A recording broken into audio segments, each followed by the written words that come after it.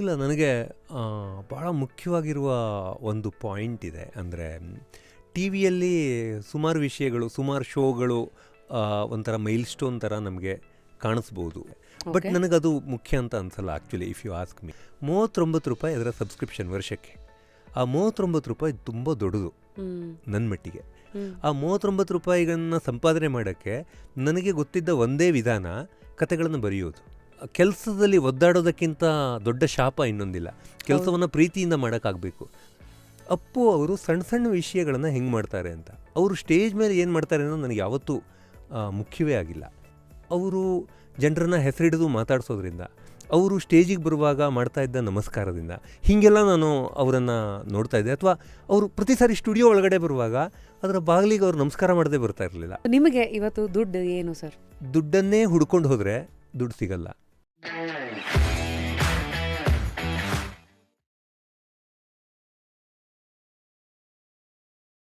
Today on just curious it is one and only ನಮ್ಮ Param sir and of course ನಮ್ಮ ಕರ್ನಾಟಕಕ್ಕೆ ಪರಮೇಶ್ವರ್ ಕುಣ್ಕಲ್ ಅವರು. ಸರ್, ಫಸ್ಟ್ಲಿ ಹೇಗಿದ್ದೀರಾ? ತುಂಬ ವರ್ಷಗಳಿಂದ ಆಗಾಗ ಒಂಥರ ಮೀಟ್ ಮಾಡ್ತಾನೆ ಇದ್ದೀವಿ. ಒಂದು ಬಸ್ ಸ್ಟ್ಯಾಂಡಲ್ಲಿ ಬಸ್ ಆವಾಗ ಬಂದು ನಿಲ್ಲತ್ತೆ, ಬಸ್ ಸ್ಟ್ಯಾಂಡ್ ಚೇಂಜ್ ಆಗ್ತಾ ಇರುತ್ತೆ, ಬಟ್ ಬಸ್ ಜರ್ನಿ ಕಂಟಿನ್ಯೂ ಆಗುತ್ತೆ. ಕೆಲವು ಸತಿ ಸ್ಟ್ಯಾಂಡ್ ಎಲ್ಲಿರುತ್ತೋ ಅಲ್ಲೇ ಇರುತ್ತೆ. I think this is the best way to put our association ಅಂತ ಅನಿಸುತ್ತೆ. ಖಂಡಿತ. ನಾನು ನೀವು ರೇಡಿಯೋದಲ್ಲಿ ಜಾಕಿಯಾಗಿ ಶುರು ಮಾಡಿ ನಿಮ್ಮ ಮಾತುಗಳನ್ನು ಕೇಳ್ತಾ ಇದ್ದೆ ಜರ್ನಲಿಸ್ಟ್ ಆಗಿದ್ದ ಹಂತದಲ್ಲಿ.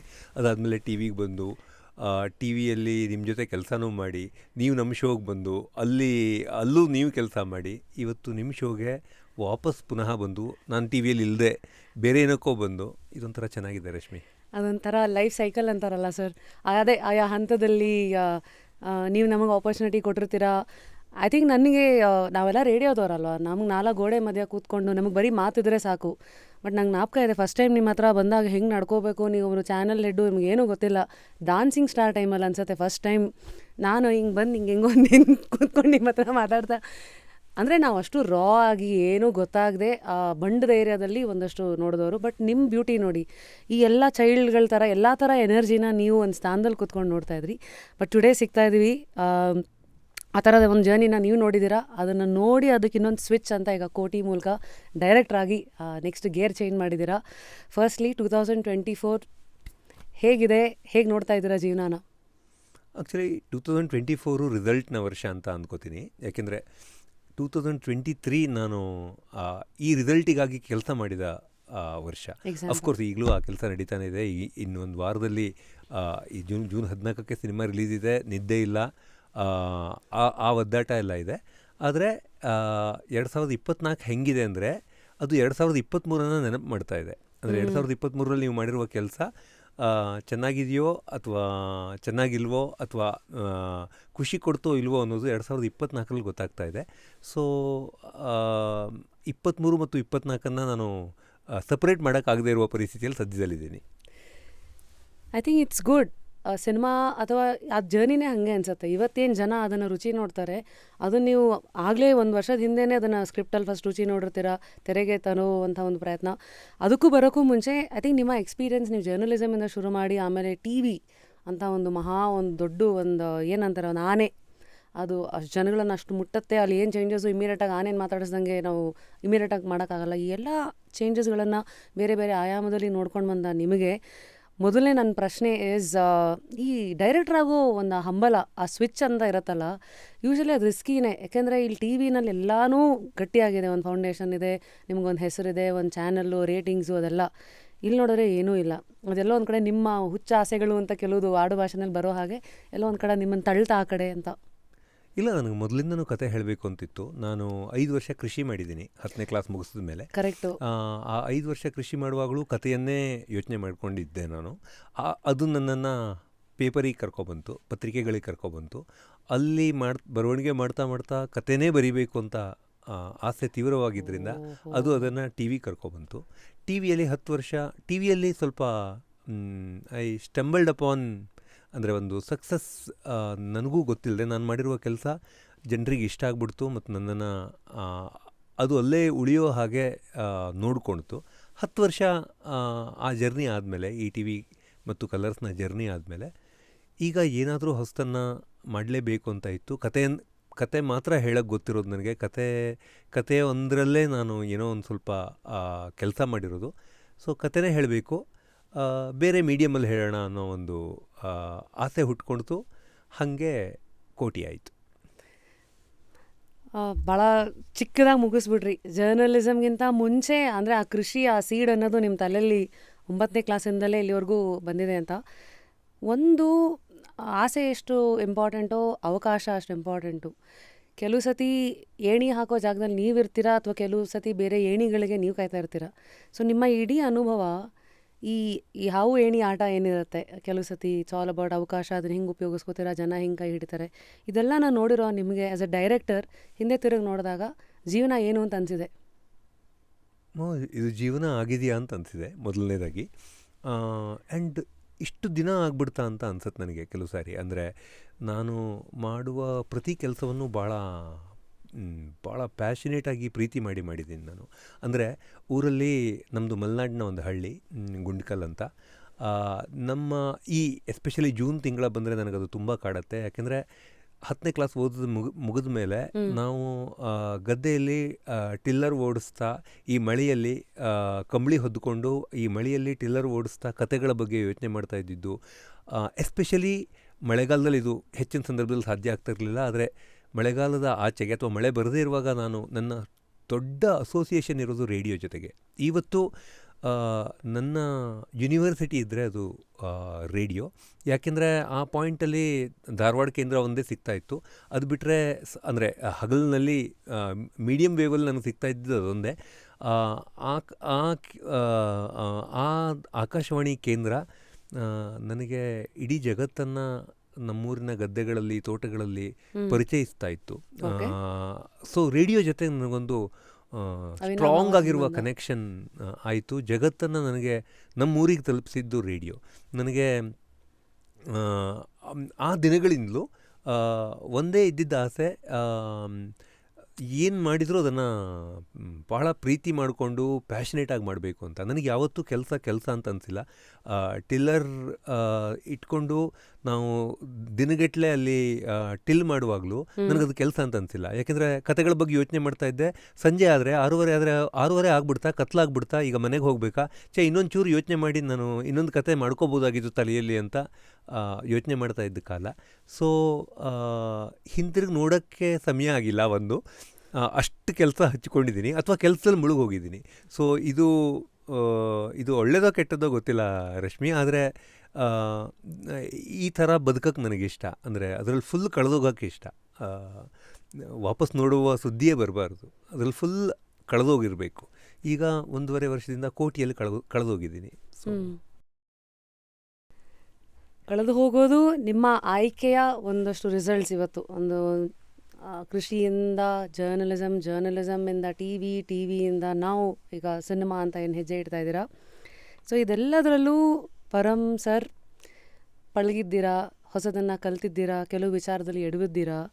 ಸೊ ಮೊದಲನೇದಾಗಿ ನನ್ನ ಕುತೂಹಲಗಳು ನಮ್ಮ ಪ್ರೇಕ್ಷಕರನ್ನು ರೆಪ್ರೆಸೆಂಟ್ ಮಾಡ್ತಾ, ಒಂದು ಬಿಗ್ ಟರ್ನಿಂಗ್ ಪಾಯಿಂಟ್ ನಿಮ್ಮ ಟಿವಿ. ಇವತ್ತೆಲ್ಲ ನಿಮ್ಮ ಹಿಂದೆ ತಿರುಗಿ ನೋಡ್ಬೋದು, business head, channel head, colours, Parameshwar Gundkal ಅವರು ಅನ್ನೋದು ಆ ಒಂದು ಬ್ರ್ಯಾಂಡ್ಗೂ ಮುಂಚೆ ಇದ್ಯಾವುದೂ ಬ್ರ್ಯಾಂಡೇ ಇಲ್ಲದೆ ಇದ್ದಾಗ ನೀವು ಒಂದು ಎಂಟ್ರಿ ಇದಲ್ಲಿ ಆ ಇನಿಷಿಯಲ್ ಡೇಸಲ್ಲಿರೋ ನಿಮ್ಮ ಗೊಂದಲಗಳಿರುತ್ತಲ್ಲ, ಅದನ್ನು ಇವತ್ತು ಹಿಂದೆ ತಿರುಗಿ ನೋಡಿದಾಗ ಅದನ್ನು ಹೇಗೆ ನೋಡ್ತಾ ಇದ್ದೀರಾ ಇವತ್ತು?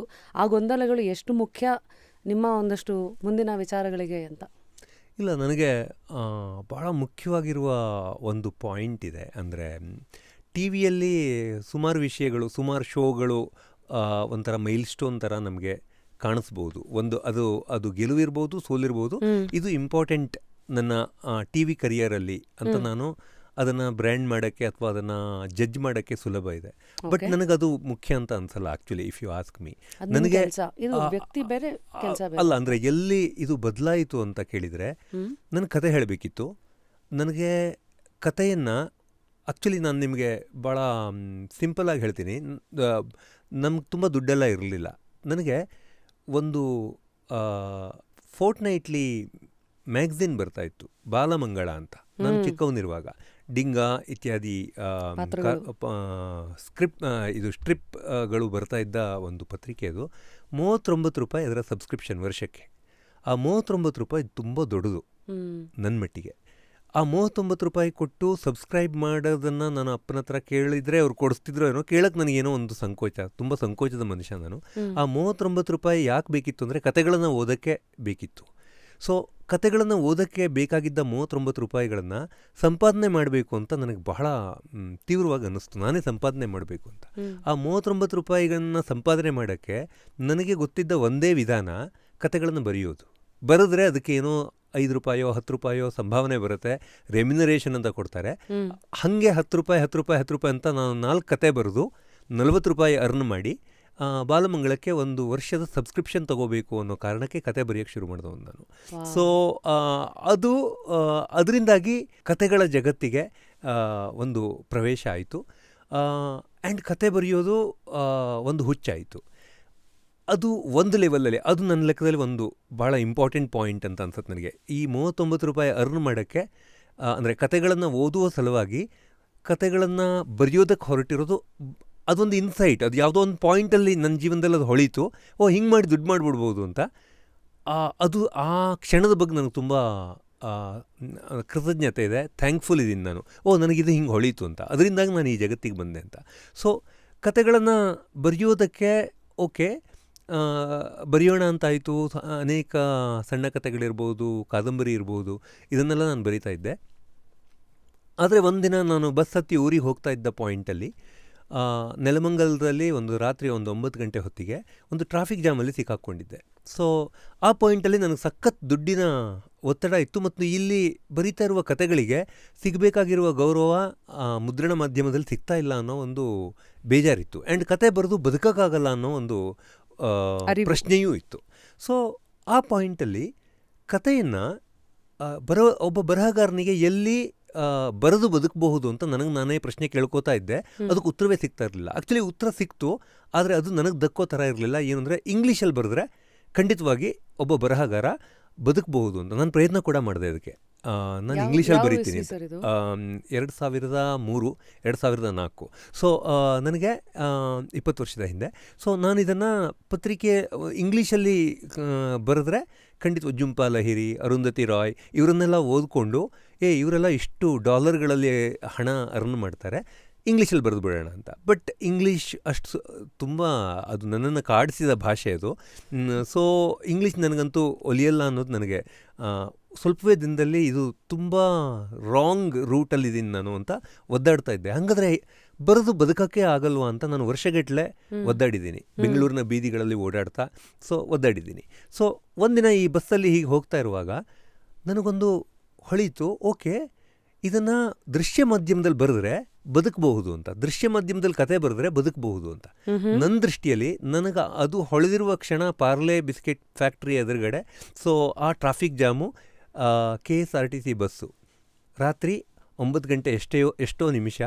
ಬಟ್ ನನಗೆ ಆ ಕ್ಷಣ ನಿನ್ನೆ ನಡೆದಷ್ಟು ಸ್ಪಷ್ಟವಾಗಿ ನೆನಪಿದೆ. ಯಾಕೆಂದರೆ ಅದು ಹೊಳೆದಿರುವ ಕ್ಷಣದಿಂದಾಗಿ ನನಗೆ ಯಾವುದೋ ಒಂದು ಡ್ರೀಮನ್ನು ಚೇಸ್ ಮಾಡೋಕ್ಕಾಯಿತು. ಸೊ ನಾನು ಆ ಕ್ಷಣಕ್ಕೆ ಥ್ಯಾಂಕ್ಫುಲ್ ಇದ್ದೀನಿ. ಹಾಗಾಗಿ 2012ರಲ್ಲಿ ನಾನು ETVಗೆ ಬಂದು ಅದನ್ನು ಲೀಡ್ ಮಾಡೋ ಅವಕಾಶ ತಗೊಂಡು ಅನೇಕ ಶೋಗಳನ್ನು ತಂದು ಕೆಲವನ್ನು ಗೆದ್ವಿ, ಬಹಳಷ್ಟನ್ನು ಗೆದ್ವಿ. ಚಾನಲ್ ನಂಬರ್ 1 ಆಯಿತು, ಡಾಮಿನೇಟಿಂಗ್ ಪ್ಲೇಯರ್ ಆಯಿತು ಕಲರ್ಸ್ ಕನ್ನಡ. ಸೊ ಇದೆಲ್ಲ ಮಾಡೋಕ್ಕೆ ಆಗಿರಬಹುದು. ಅದು ಆ್ಯಕ್ಚುಲಿ ಅದರ ಸೀಡ್ ಇರೋದು ಆ 2003ನೇ ಇಸ್ವಿಯೋ 4ನೇ ಇಸ್ವಿಯೋ ನಾನು ನೆಲಮಂಗಲದ ಟ್ರಾಫಿಕ್ ಜಾಮಲ್ಲಿ ಸಿಕ್ಕಾಕ್ಕೊಂಡ ಆ ಕ್ಷಣ. And I am really thankful to that moment, not to these moments where ETV ಅಲ್ಲಿ ಸಿಕ್ಕಿದ್ದ ಅವಕಾಶ. ಅದು ಕಡಿಮೆ ಅಂತ ನಾನು ಹೇಳ್ತಾ ಇಲ್ಲ, ಬಟ್ ಅದು ಸಿಗೋಕ್ಕೆ ಕಾರಣ ಆಗಿದ್ದು ಕಥೆಯನ್ನು ವಿಜುವಲ್ ಮೀಡಿಯಮಲ್ಲಿ ಹೇಳೋಣ ಅಂತ ಹೊಳೆದಂಥ ಕ್ಷಣ. ಅದು ಆ್ಯಕ್ಚುಲಿ ಯಾವಾಗ ಬೇಕಾದರೂ ಹೊಳಿಬೋದಾಗಿತ್ತು. ಹಿಂಗೆ ನೋಡಿದರೆ ನಾನು ಲೇಟ್ ಮಾಡಿಕೊಂಡೆ ಅದನ್ನು ನನಗೆ. ಬಟ್ ಅದು ಬಹುಶಃ ಆಗಲೇ ಹೊಳಿಬೇಕಿತ್ತೇನೋ, ಹೊಳೀತು. ಆ್ಯಂಡ್ ಆ ಕ್ಷಣಕ್ಕೆ I am really thankful Rashmi. ತುಂಬ ಅದು ಹೊಳಿದೇ ಇದ್ದರೆ ಏನಾಗ್ತಾ ಇದ್ದೆ ಗೊತ್ತಿಲ್ಲ. ಇನ್ನಷ್ಟು ವರ್ಷ ಒದ್ದಾಡ್ತಾ ಇದ್ದೆ. ಕೆಲಸದಲ್ಲಿ ಒದ್ದಾಡೋದಕ್ಕಿಂತ ದೊಡ್ಡ ಶಾಪ ಇನ್ನೊಂದಿಲ್ಲ. ಕೆಲಸವನ್ನು ಪ್ರೀತಿಯಿಂದ ಮಾಡೋಕ್ಕಾಗಬೇಕು. ನನಗೆ ಇವತ್ತುವರೆಗೂ ಈಗ ನಾನು ಮಾಡುವ ಕೆಲಸ ಅಂತಲೇ ಅನಿಸಲ್ಲ ನನಗೆ. ಅದು ಯಾವತ್ತೂ ಬೋರ್ ಆಗಿಲ್ಲ. ಅಷ್ಟು ಖುಷಿ ಕೊಟ್ಟಿದೆ ರಶ್ಮಿ. Amazing sir. ಇದನ್ನೇ ಅನ್ಸುತ್ತೆ ಒಂದು ಟರ್ನಿಂಗ್ ಪಾಯಿಂಟು ಅಥವಾ ಒಂದು ರೈಟ್ ಮೊಳಕೆ ಹೊಡೆಯೋದು ಅಂತಾರಲ್ಲ, ಅದನ್ನು ಪೋಷಿಸ್ಕೊಂಡು ಹೋಗೋದು. ಸೊ ಕತೆ ಹೇಳೋ ಒಂದು ಥ್ರೆಡನ್ನೇ ಇಟ್ಕೊಂಡು ಆ ಕಥೆ ನಿಮ್ಮನ್ನು ಇಷ್ಟು ದೂರ ಕೈ ಹಿಡಿದಿದೆ, ಬೇರೆ ಬೇರೆ ಜಾಗಗಳಿಗೆ ಕರ್ಕೊಂಡು ಹೋಗಿದೆ. ಇವತ್ತು ಕೋಟಿ ಅಂತ ಬಂದಾಗ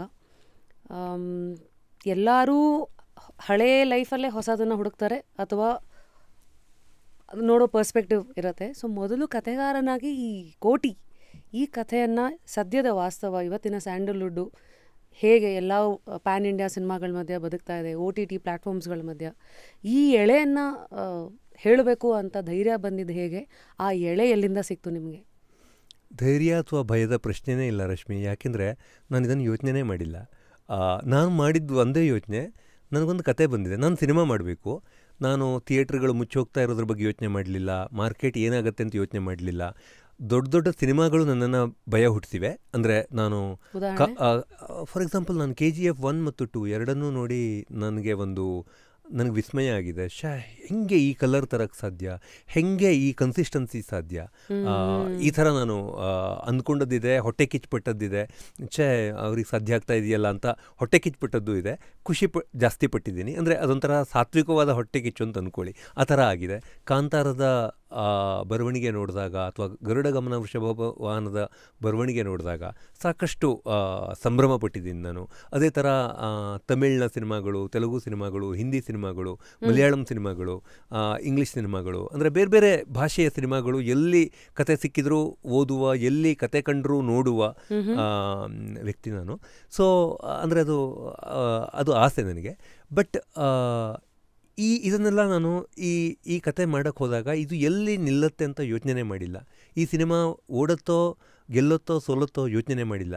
ಬರೀ ಇದೊಂದು ಸಿನಿಮಾ ಮಾಡಬೇಕು, ಇದಕ್ಕೆ ಮಾರ್ಕೆಟ್ ಇರುತ್ತೋ ಇಲ್ವೋ ಅಂತ ಯೋಚನೆ ಮಾಡಿದರೆ ಬಹುಶಃ ನಾನು ಈ ಹಂತದಲ್ಲಿ, ಯಾಕೆಂದರೆ ಕನ್ನಡದ ಸಿನಿಮಾ ಅಂತಲ್ಲ, ಇಂಡಿಯಾದ ಕಮರ್ಷಿಯಲ್ ಸಿನಿಮಾಗಳು ಒಂದು ಲೆವೆಲ್ನ ಕ್ರೈಸಿಸ್ನಲ್ಲಿವೆ ರೈಟ್ ನಾವು. ಈ ಕ್ರೈಸಿಸ್ನ ಹಂತದಲ್ಲಿ ನಾನು ಇಲ್ಲಿ ಇರ್ತಾನೆ ಇರಲಿಲ್ವೇನೋ, ಬಹುಶಃ ನಾನು ಇದನ್ನು ಊಹಿಸಿರ್ತಿದ್ದೆ ಅಂತ ಅಂದ್ಕೋತೀನಿ. ಹಾಗಾಗಿ ಯೋಚನೆ ಮಾಡಿಲ್ಲ, ನುಗ್ಗಿಬಿಟ್ಟಿದ್ದೀನಿ. ನುಗ್ಗಿ ಇಲ್ಲಿಗೆ ಬಂದಾಗಿದೆ. ಈಗ ಭಯ ಆಗಲಿಲ್ವಂತ ಕೇಳಿದರೆ ಅದು ಯೋಚನೆ ಮಾಡಿದರೆ ಭಯ ಆಗಿರೋದೋ ಏನೋ, ಯೋಚನೆ ಮಾಡಿಲ್ಲ ರಶ್ಮಿ. ಐ ಥಿಂಕ್ ಅದೇ ಅನ್ಸತ್ತೆ, ನಮ್ಮನ್ನು ಹಂಗೆ ಎಳ್ಕೊಂಡು ಹೋಗೋದು ಅನ್ನೋದೊಂದು ಆಡುಭಾಷೆನಲ್ಲಿದೆ. ಅದು ನಿಮಗೆ ಹೀಗೆ ಎಳ್ಕೊಂಬಂದಿದೆ. ನಿಮ್ಮೆಲ್ಲ ವಿವೇಚನೆಗಳನ್ನೆಲ್ಲ ಹಾಕಿ ಏನು ಎಳೆ ಅಂತ ಬರೆದಿದ್ದೀರಾ. ನನ್ನ ಮುಂದಿನ ಕುತೂಹಲ ಇರೋದು, ಇಷ್ಟೊಂದು ಜೀವನ ನೋಡಿರೋ ಪರಮ್ ಅವರು, ಈ ಕಥೆಯ ಎಳೆಯನ್ನು ನೋಡೋಕ್ಕೆ ಆ ಪ್ರಚೋದನೆಗಳೇನು? ಏನು ಈ ಎಳೆ ಅಂದರೆ, ನನಗೆ ಗೊತ್ತು ನಿಮ್ಮ ಇನ್ಸ್ಟಾದೆಲ್ಲ ನೋಡಿದಾಗ ಪ್ರಾಮಾಣಿಕತೆಯನ್ನೇ ಪ್ರಾಣ ಅಂತ ಮಾಡ್ಕೊಂಡಿರೋ ಒಬ್ಬ ಕೋಟಿ, ಅವನ ಎದುರುಗಡೆ ದುಷ್ಟತನವನ್ನೇ ದುಡಿಮೆಯಾಗಿ ಮಾಡ್ಕೊಳ್ಳೋ ಒಬ್ಬ ವಿಲನ್ನು. ಇದು ಒಂದು ಎರಡು ಎಕ್ಸ್ಟ್ರೀಮು. ಇದ್ರ ಮಧ್ಯೆ ಪ್ರತಿಯೊಬ್ಬ ಜನಸಾಮಾನ್ಯನ ಕತೆ ಕೋಟೆ ಅಂದರೆ ಒಂದು ಇಡೀ ಸ್ಟೋರಿನೇ ಒಂಥರ ವೈಫೈ ಇದ್ದಂಗೆ. ನಾವೆಲ್ಲ ಮೊಬೈಲ್ ಫೋನ್ಗಳು, ಎಲ್ಲರೂ ಅದಕ್ಕೆಲ್ಲೋ ಒಂದು ಕಡೆ ಕನೆಕ್ಟ್ ಆಗ್ತೀವಿ. ಸೊ ಇದೆಲ್ಲ ಒಂದಷ್ಟು ಆಯಾಮಗಳು ಅಂತ ಅಂದ್ಕೊಳ್ಳೋಣ. ಇದೆಲ್ಲದಕ್ಕೂ ಮೀರಿದ್ದು ಇದು ಸ್ಕೆಲಿಟನ್ ಆದರೆ ಅದಕ್ಕೆ ಜೀವ ತುಂಬಿಸೋದೇ ಆ ಮಸಲ್ಲು ಮತ್ತು ಆ ಬ್ಲಡ್ ಅಲ್ವೇ, ಮತ್ತು ಅದ್ರ ಮೇಲೆ ಬರುವಂಥ ಒಂದು ಚರ್ಮ, ಅದೇ ಒಂದು ವಾವ್ ಏನು ಚೆನ್ನಾಗಿದೆ ಪ್ರಾಡಕ್ಟು ಅಂತ. ಸೊ ಈ ಥರ ಎಲ್ಲ ಹಂದರಗಳಲ್ಲಿ ಈ ಒಂದು ಕಥೆಯನ್ನು ನೀವು ಎಳೆಯಾಗಿ ಏನು ತೊಗೊಂಡಿದ್ದೀರಾ? ಈ ಜರ್ನಿ ಹೇಗಿತ್ತು? ಅಂದರೆ ಹೇಗೆ ಅನುಭವಿಸಿದ್ದೀರಾ, ಅದನ್ನು ಹೇಗೆ ಎದುರಿಸ್ಕೊಂಡು ಬಂದಿದ್ದೀರಾ? ಇಲ್ಲ ಅಂದರೆ ನಾನು ಒಂಚೂರು ಮತ್ತೆ ಇಷ್ಟು ಯೋಚನೆ ಮಾಡಲಿಲ್ಲ. ಒಂದು ಕತೆ ಅಂತ ಯೋಚನೆ ಮಾಡುವಾಗ ಯೂಶ್ವಲಿ ಪ್ರತಿಯೊಬ್ಬ ಕತೆಗಾರನು, ಅಂದರೆ ಅದು ಎಲ್ಲ ಬರಹಗಾರರು ಇದನ್ನು ಗೊತ್ತಿದ್ದೋ ಗೊತ್ತಿಲ್ಲದೆಯೋ ಮಾಡ್ತಾ ಇರ್ತಾರೆ. ನಾನು ಬಹುಶಃ ಗೊತ್ತಿಲ್ಲದೆ ಮಾಡಿದೆ ಅಂತ ಅನ್ಸುತ್ತೆ. ಅಂದರೆ ಒಂದು ಬದಲಾವಣೆ, ಒಂದು ಒಬ್ಬ ವ್ಯಕ್ತಿ ಹಿಂಗಿದ್ದ, ಅವನ ಜೀವನ ಹಿಂಗಿತ್ತು, ಹಿಂಗೊಂದು ವಿಷಯ ಆಯಿತು, ಇದು ಆದಮೇಲೆ ಅವನು ಇದನ್ನೆಲ್ಲ ಅನುಭವಿಸ್ಬೇಕಾಯಿತು, ಮತ್ತು ಕೊನೆಯಲ್ಲಿ ಅವನು ಹಿಂಗಾದ, ಅಂದರೆ ಹಿಂಗಿದ್ದವನು ಹಿಂಗಾದ ಅಂದಾಗ ಅದು ಕತೆ ಆಗತ್ತೆ ಅಂತ ನಾನು ನಂಬೋದು. ಅಂದರೆ ಆ ಚೇಂಜ್ ಇದೆಯಲ್ಲ ಅದು ಕತೆ. ಒಂದು ಪಾತ್ರ ಹೆಂಗೋ ಇರುತ್ತೆ, ಅದಕ್ಕೆ ಅನೇಕ ತೊಂದರೆಗಳಿರುತ್ತೆ. ಅಂದರೆ ಅದಕ್ಕೂ ಗೊತ್ತಿರಲ್ಲ, ಅದು ಆ ಪಾತ್ರಕ್ಕೂ ಗೊತ್ತಿರಲ್ಲ, ನನಗೆ ಈ ತೊಂದರೆ ಇದೆ ಅನ್ನೋದು ಪಾತ್ರಕ್ಕೂ ಗೊತ್ತಿರಲ್ಲ. ಆ ಪಾತ್ರ ಒಂದು ಸನ್ನಿವೇಶವನ್ನು ಎದುರಿಸಬೇಕಾಗತ್ತೆ, ಮತ್ತು ಅದು ಆ ಪಾತ್ರಕ್ಕೆ ಒಂದು ಪೇನ್ಫುಲ್ ಜರ್ನಿಯನ್ನು ಕೊಡುತ್ತೆ.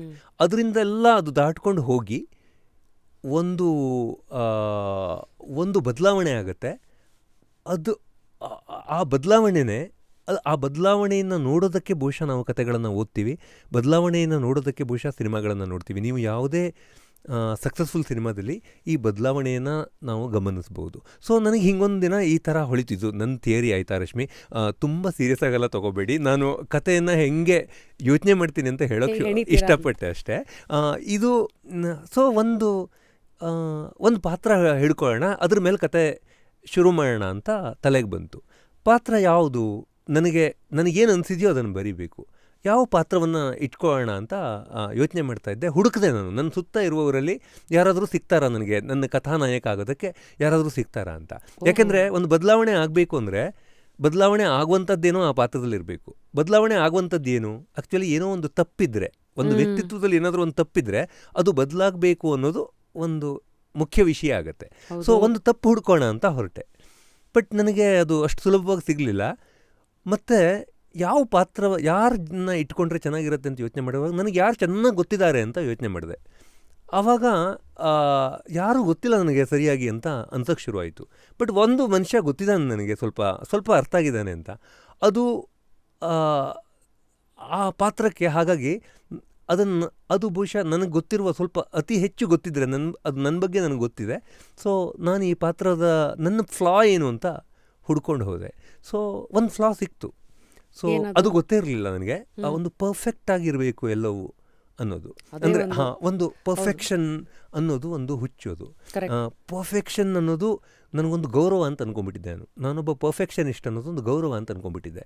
ಬಟ್ ಒಂದು ಪರ್ಫೆಕ್ಷನಿಸಮನ್ನು ನೀವು ಆಸೆ ಪಟ್ಟಾಗ ಅನೇಕ ತೊಂದರೆಗಳಾಗತ್ತೆ ಅನ್ನೋದು ನನಗೆ ಹೊಳೀತು. ಅಂದರೆ ನನ್ನ ಸುತ್ತಲೂ ಇದ್ದವರ ಲೈಫನ್ನು ಮಿಸರೇಬಲ್ ಮಾಡಿ ಇಟ್ಟಿದ್ದೀನಿ. ನನ್ನ ಈ ಪರ್ಫೆಕ್ಟ್ ಆಗಿರಬೇಕು ಅನ್ನೋ ಹುಚ್ಚಿನಿಂದ ನನ್ನ ಜೊತೆ ಕೆಲಸ ಮಾಡಿದವರೆಲ್ಲ ಯಾತನೆ ಅನುಭವಿಸಿದ್ದಾರೆ, ನನ್ನ ಜೊತೆ ಬದುಕಿದವರೆಲ್ಲ ಯಾತನೆ ಅನುಭವಿಸಿದ್ದಾರೆ. ಯಾಕೆಂದರೆ ಎಲ್ಲವೂ ಪರ್ಫೆಕ್ಟ್ ಆಗಿರಬೇಕು ಅನ್ನೋನಿಗೆ ಎಲ್ಲದರಲ್ಲೂ ತಪ್ಪೇ ಕಾಣಿಸ್ತಾ ಇರುತ್ತೆ.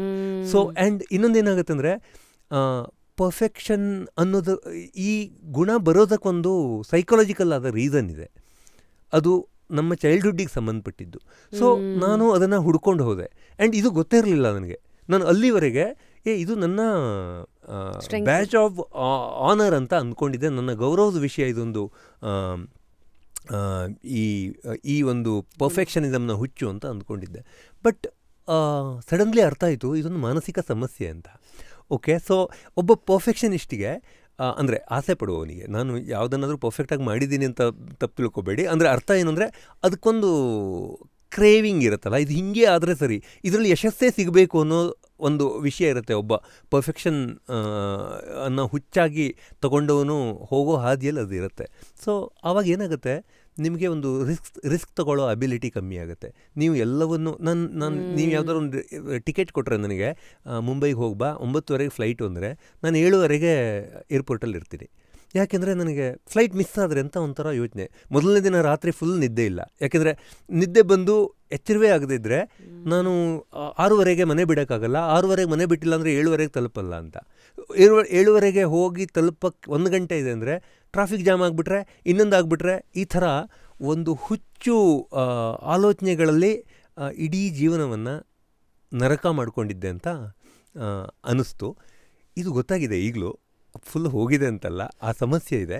ಆದರೆ ಈ ಸಮಸ್ಯೆಯನ್ನು, ಈ ಫ್ಲಾವನ್ನು ಇಟ್ಕೊಂಡು ಒಂದು ಕತೆ ಮಾಡೋಣ ಅಂತ ಅನ್ನಿಸ್ತು. ಯಾಕಂದರೆ ಇದು ನನ್ನ ಸಮಸ್ಯೆ, ನನ್ನ ಮಾನಸಿಕ ಸಮಸ್ಯೆ, ನನ್ನ ಹುಚ್ಚನ್ನು ಹೆಂಗೆ ರಿಪೇರಿ ಮಾಡ್ಕೊಳ್ಳೋಣ ಅನ್ನುವ ಸಂದರ್ಭದಲ್ಲಿ ಇದನ್ನು ನಾಯಕನಿಗೆ ಕೊಡೋಣ ಈ ಹುಚ್ಚನ್ನು ಅಂತ ಅನ್ನಿಸ್ತು.